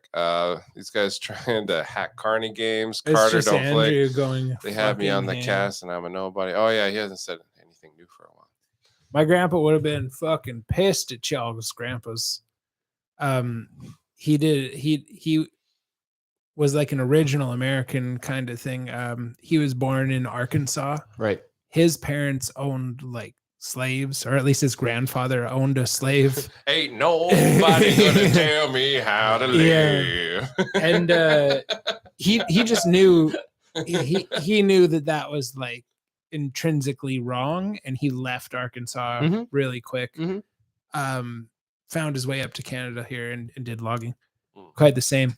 Yep. But yeah, he wasn't ignorant as shit. Just but, brown people instead of black people. My family would have been real upset with y'all coming into our country like that. And yeah, but it took a lot of running for him to get away from that way of thinking. Yeah, but he got to the full on other side of the fucking continent.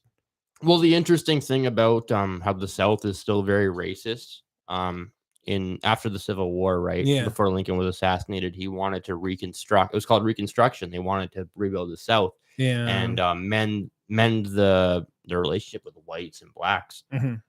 And when he got assassinated, this guy called Andrew Jackson got in, and he actually got rid of a lot of the laws, and he stopped a lot of the programs, like 40 acres and a mule. Yeah, 40 acres. And that Lincoln wanted to implement.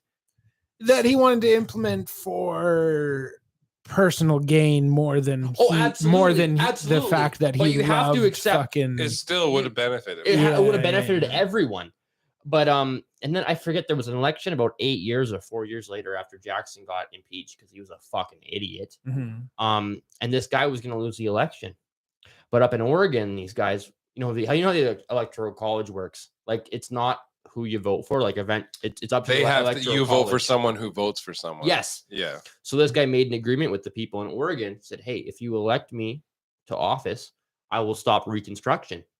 And he killed Reconstruction right there. And that is one of the most pivotal moments in American history, in my opinion, that no one knows about. And for people that don't know, 40 acres and a mule was what was promised to every black slave that was freed during the constitutional that would have been a big thing. Amendment of 1865. That would have been a giant leg up for any absolute non-citizen that was all of a sudden dropped on capitalism's doorstep. It would have changed the world. Fend for yourself. It would have changed the world we live in today. Essentially, there wouldn't be as many like ghettos and stuff like that. No. Well, no, there would be the ghettos, but maybe they wouldn't be black. Is the thing. More there would always there would be less racism. Yeah. There would be less racism. Less racism, but also like they would have been. We would have been so multicultural here. Like, we would have been more developed by class than race. Yeah. Whereas like there was so much segregation for the longest time that it's weird that people want to bring that back now. Like, you see the people. It's not white people though. No, it's not. It's not. Absolutely not. But you see these people on the internet saying, "Oh, if we just have schools for Indians and Mexicans and blacks, it'll be better." It's just going backwards. It's just weird that they're asking for it. That's full on segregation. It's they want to hate. They want to hate something. Well, and it's their lives have gotten so easy. Yes, that they need something to push back against. You think like back in the day, like, you're struggling just to make ends meet here. Mm-hmm. You're not worried about all these little things. You're not worried if the next guy's gay, or if you're gay, if you have, if I can go out and do, it's like you're worried about getting food on the table. You know what I mean? Whenever, Delorme says it best, he's like, we need another fucking war, man. Yeah. Everyone's too fucking soft. I hate to say that, but it's like, it is almost true in a sense. It's like people have gotten too complacent. We have it too good. Almost need to go through like a hard time and like a struggle for a few years just to like not really bring people like back to it's the reality. Cycle of things since before World War II and everything. Hard times bring hard men. Hard men bring easy times. Easy times bring hard. Weak men. Yeah, weak men. Yeah, your weak men bring hard times, and then the cycle continues over and over again. But so you're not gonna break the wheel like that, unless you have dragons. You know what? I want to know. I want to know what Davey thinks. You want to give his door a knock right out there? I could try it. Yeah, he's here. Have you guys? I would like to hear about Davey's last few days. He had a friend over, a girlfriend over. Have you guys fucked with the new Game of Thrones at all? No, I haven't seen the original show. No. New Game of Thrones is good. We won't let out any spoilers, but it's worth watching if you aren't watching it yet. You recommend Game of Thrones? I've never seen it. Have you seen like normal game, like original Game of Thrones? No, that's what I'm talking about. Highly recommend that. The new one's good too. It's like 200 years before the original. So none of the same characters. Okay. All the lore. No, Davey's not down. Oh, well, we asked Davey and he said no. So, he's pulling his dick something fierce. Of course he is. Yeah. He just had this woman over for the last day. Did not sleep with her. No. No. Fuck, I wouldn't either. What? She slept in his bed. How? Really? How does that work? I don't understand. Ask him.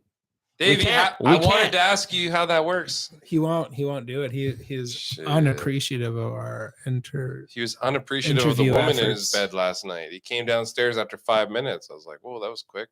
Yeah. He's like, oh, he goes like this. He comes downstairs. Hey, boys. And we're like, oh, you get something? No, I didn't. I just like do this sometimes. Yeah, no, I just touched her with that hand, actually. Jesus. I ran my fingers through her hair. Yeah. You know, smell the conditioner. Yeah. Central. Yeah. That's about it. That's all that ever happens, honestly. Oh shit. But that's fine. Dave won't come here and speak his own piece, so we can talk as much shit as we want. Yeah, Davey, when you don't show up, we get to talk shit. Andrew says poor Davey. Dang. Yeah. Dang is right. Yeah, thank you, Andrew, for this flood. Andrew, you are keeping the chat alive, and I appreciate it. I love it. Tell me about Genki Sudo, Jeremy, because I don't know anything about him. I have this shirt, but I don't know anything about him. So you're a poser? It looks cool. Hey, I fight. Whoa. Hold on. Tell me what you know about Genki Sudo. It says right here, fighter, musician, politician. That's what all I know. That is true. He is those three things. Yeah. Genki Sudo is actually my favorite fighter and has been for a long time. Okay.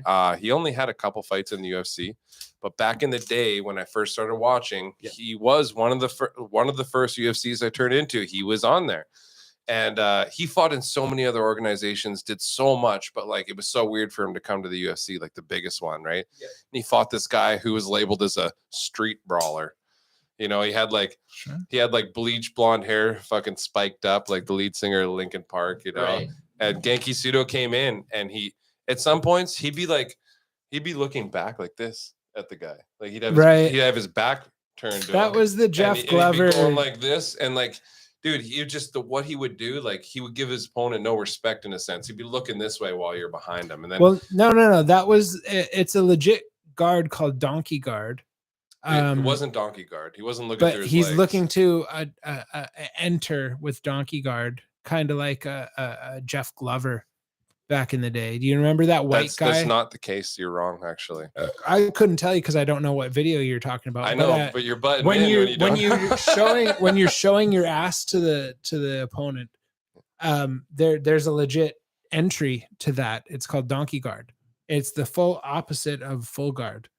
Where you're facing down, like imagine two people facing each other, you turn around, grab them with your legs like that. For sure. Really? And like, what's his name? Is it Gary Tonin or the other guy that does that? Jeff Glover. Jeff Glover. That's what I was saying. Yeah. Yeah. That's like a really big jujitsu, not big jujitsu thing, but you see that in jujitsu. No, it's niche. It's niche as hell. But this guy, he wasn't looking to like roll with people necessarily. Like he just, while he was standing, he'd do weird things. Like he'd do the robot and he'd look away from you for a second, just, you know, look back at the right time. Yeah. And he ended up rear naked choking this guy. And the way he like moved around him and everything and got him, it was like so perfect. But you watch his highlight reel, the ways that he's finished opponents and the things that he's done in fights is just so entertaining. Like the reason why we watch fights is to be entertained. It's a spectator sport.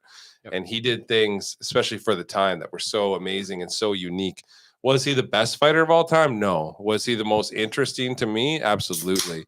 Even his philosophy on fighting and everything. And after we're done this podcast, I'll show you my favorite highlight from him. They call him the Neo Samurai. And dude, he's so badass. Like, hell yeah, Genki Sudo for life, man. Cool. He hasn't fought in years. So it wasn't until you came back in from going to the washroom I even noticed. I was like, whoa, you wearing a Genki Sudo shirt? Holy, that's legit. There was this company called Sakura. I was looking for clothes like 6 months ago because I hadn't bought new clothes in like 2 years. So I was looking through and I had just got into fighting. It was about April, May. So I'm like, well, I want to reflect my new hobby here. Not my new lifestyle, not even my new hobby. You know, it's a lifestyle. So I was looking at all these fighting companies. So I saw this one company called Sakura, and they had these shirts. I have one of another guy too. It's white, but it's a different kind of shirt. But it's the same type of shirt with a different wrestler on it. Guy with I think a pit bull in his arm. I don't know his name. But he's like a dog breeder. So I saw these shirts with these Japanese fighters on them, and I thought this looks fucking cool. This portrait of this fighter looks badass. You know what I mean? Mm-hmm. So I bought 2 of them, and Genki Sudo was one of them. Oh, really? All the other ones were sold out. Yeah, you didn't actually know who he was. I thought the shirt looked cool because I'm a poser. Have you ever looked him up? Have you ever seen his highlight reel? No. Well, it's very unique, and we'll watch. It's unique. He's more of a grappler than an MMA fighter. That's Right. true. Um, He does this weird thing where he, normally you'd walk forward 1, 2, 1, 2. He goes 1, 2, and then he spins and does back fists. I like back fists. While he's walking forward, though, he keeps throwing them in. He'll like spin as he walks forward. It's so weird. And man. recently, what I've been trying to do in sparring is doing I don't know what it's called, but it's like a back fist, but you kick instead. Like when you do the same spinning round kick. Yeah, the first step is the same as a wheel back fist, but instead of coming around with your fist, you come around with your foot to kick. Yeah. Okay. Yeah, and I've been trying to spinning you do that. kick wheel. straight or you kick hook. Like if I don't know. if you were to do it with your fist, would it be a straight or would it be a hook kind of trajectory? I don't know because I guess it'd be a hook. Yeah, Yeah, coming around. that's a Yeah, wheel kick. Yeah. Because I want it. I don't know how to do it. I've just been doing it in sparring. But Yeah. people who are Straight bad. would be a heel then, right? Straight is a spinning back heel. Spinning I'm back. not. I'm not good enough to actually land it, even against the worst people, because I telegraph it so much because it's I don't know how to do it fast enough, right? Yeah. But it's something I want to eventually put it in my arsenal. Yeah. Eventually, I know what you mean. I like Yeah. practicing the spinning, like the straight one, the heel kick, like right to the gut. Well, next time we're at the gym, Yeah. you have to show me. Yeah, 'cause Fair I wanna- enough. Yeah, Fair enough. yeah, because I want to do that stuff. Actually, yeah. watching some videos of Joe Rogan like 10 years ago, Yeah. teach how to do a side kick really went a long ways. And actually, Andrew's someone that could teach us those things very well. He Yeah. probably Well, understands. Andrew's those a black things. I'm so belt. tall compared He's to a most black- people that it's pretty much going to the head no matter what. Fair Well, enough. that Yeah. depends on your hip articulation. Yeah. Andrew's an actual black belt in Taekwondo. Okay, yeah, I like Taekwondo. Yeah, I yeah. like how the style looks. One day, maybe we could get him to come to the gym. I've seen him there before. I've trained with Andrew down at Kai-10, and he does come, but that was about 5 years ago. Something Yeah. like that. I think we can get Andrew back in K10 one of these days. We'll see.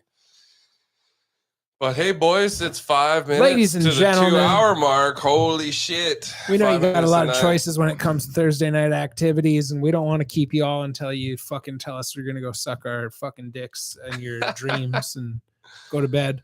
Yeah, no, it's been a good one. And, we had a good 2 hours. I think that was good, yeah. Samir, you're pretty interesting. Yeah, no, I that had a was great great. time. I've hung out with Honestly. you lots before, and I learned a lot still today after already talking to Yeah. you lots in the past. And it's so- not like we ran out of shit. So anytime No, you want to come so- back, Hey, are I would a tour. absolutely love to come back. I had a great time. Hell yeah, that's what Yeah. I was gonna say. Like, there's definitely enough for part 2 with you, and Right. maybe you can bring Carter on with you or one of the other guys. If he doesn't, Yeah. flake, yeah. like we have options for a 4th person too. Yeah. Yeah, Like, yeah, we can have 4 people. This all hooks up to 4 people. Right. and Yeah, everything. so get Carter, get Dakota, get one of your bros from the gym, and All we'll right. get someone in here with you next time, or even just 100%. fucking or just you. saddle up and come on back. oh, I'd come anytime Yeah, you guys want. exactly. Anytime you guys need someone, I'll come back. yeah, yeah, we'd bro. love it, dude. This Appreciate has that. been awesome. Awesome Honestly. time. Hell yeah, Great man! time. Thank you. We've for fucking sure. we've had a lot worse conversations with Oh, people. Honestly, yeah. Yeah. Yeah, we've come a long ways. I think with Byron was one of the hardest, like Ooh, gritty ones. ouch. Sorry, Yeah. Byron. Byron did have some good stories though. He had some good stories, but it was almost like sandpaper kind of coming across us. But we'll see. The good news is no one makes it to this part of the podcast, so he'll never hear that. Yeah. There's only 3 people and they're regulars. So. He can come back and try Hey. again, but yeah, that was rough. Hell yeah. Anyways, ladies and gentlemen, we thank you. Coming at you from Prince Hey. George, BC. Give Samir one more. Samir, how do they find more you? thought. How do we find you on Instagram or Just Facebook? my name, SAMIRMALLA. Samir Mala. Yeah, that's it. on Instagram. Is there anything Instagram. you want to tell the people? Anything you want to get off your chest before we get out of here? Fuck the queen. I hope she's. I hope she enjoys hell. Yeah. For all the fucking people she oppressed and let starve. all those Indians are just beating her. You ever over the seen- head. Oh yeah, You I ever hope seen- they're beating her. You ever seen Lil Nicky, No. the Adam Sandler movie? Oh yeah. You Yeah. remember how they punish Hitler? Popeye's chicken is Fucking- the shit. A fucking pineapple up his ass every day. Hitler. Yeah. What do you I what don't do you think think- the Queen would get? Man, I think to be fair, with all the people that the queen let starve, would just be letting her starve. It doesn't sound like a lot, but starvation. She did more than that, though.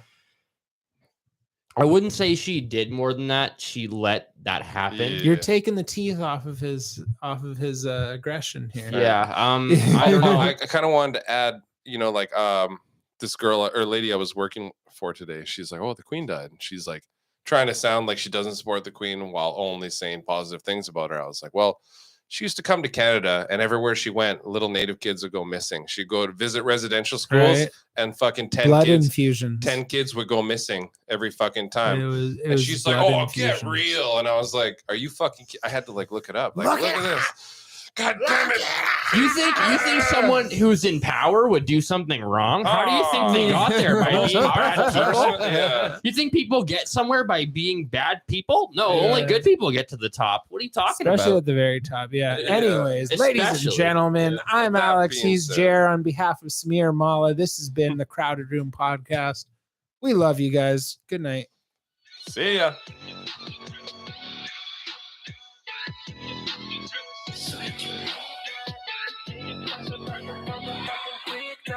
Switchblade to a single in the midnight. Think twice about the motherfucking quick knock.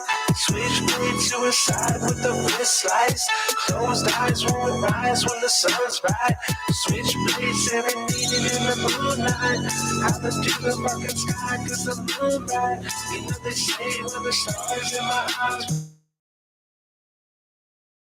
When the union arises, street lights shining, no one time surviving. Out when it's dark, cause we midnight vibing, midnight driving, cruising by flying, living so fast, never think about dying. Pulls up in the dark, and we hang out with the Batman. Scars on my knuckles, cause we fucking with the wolf gang. Switchblade shining, night bright whining, stars in my eyes when the moonlight shines in. Murder rap, all first track, killing cause I've been thinking suicide on the second. I don't care, just accept it. Next swipe and you doom. Switchblade coming soon. Chill, satisfied when we out up to the fucking moon. Still shine bright, fast spot. Naked eyes want short now. Slice with the right swat. Blood on my fist, knife test. My wrist, moonshine off the blade. Just cruising through the mist. It'll be the midnight. Think twice about the motherfucking quick knock. Switchblade suicide with the wrist slice. Closed eyes won't rise when the sun's bright. Switchblade serenading in the moonlight. I've been to the fucking sky cause the moon bright. You know they say when the stars in my eyes where to go running high. Let me know when alive when the union arises. It'll be the midnight. Think twice about the motherfucking quick knock. Switchblade suicide with the wrist slice. Closed eyes won't rise when the sun's bright. Switchblade serenading in the moonlight. Hop into the fucking sky cause the moon bright. You know they say when the stars in my eyes better go running high. Let me know when alive when the union arises. It'll be the midnight. Think twice about the motherfucking quick knock. Switchblade suicide with the wrist slice. Closed eyes won't rise when the sun's bright. Switchblade serenading in the moonlight. Hop into the fucking sky cause the moon bright. You know they say when the stars in my eyes better go running high. Let me know when alive when the union arises.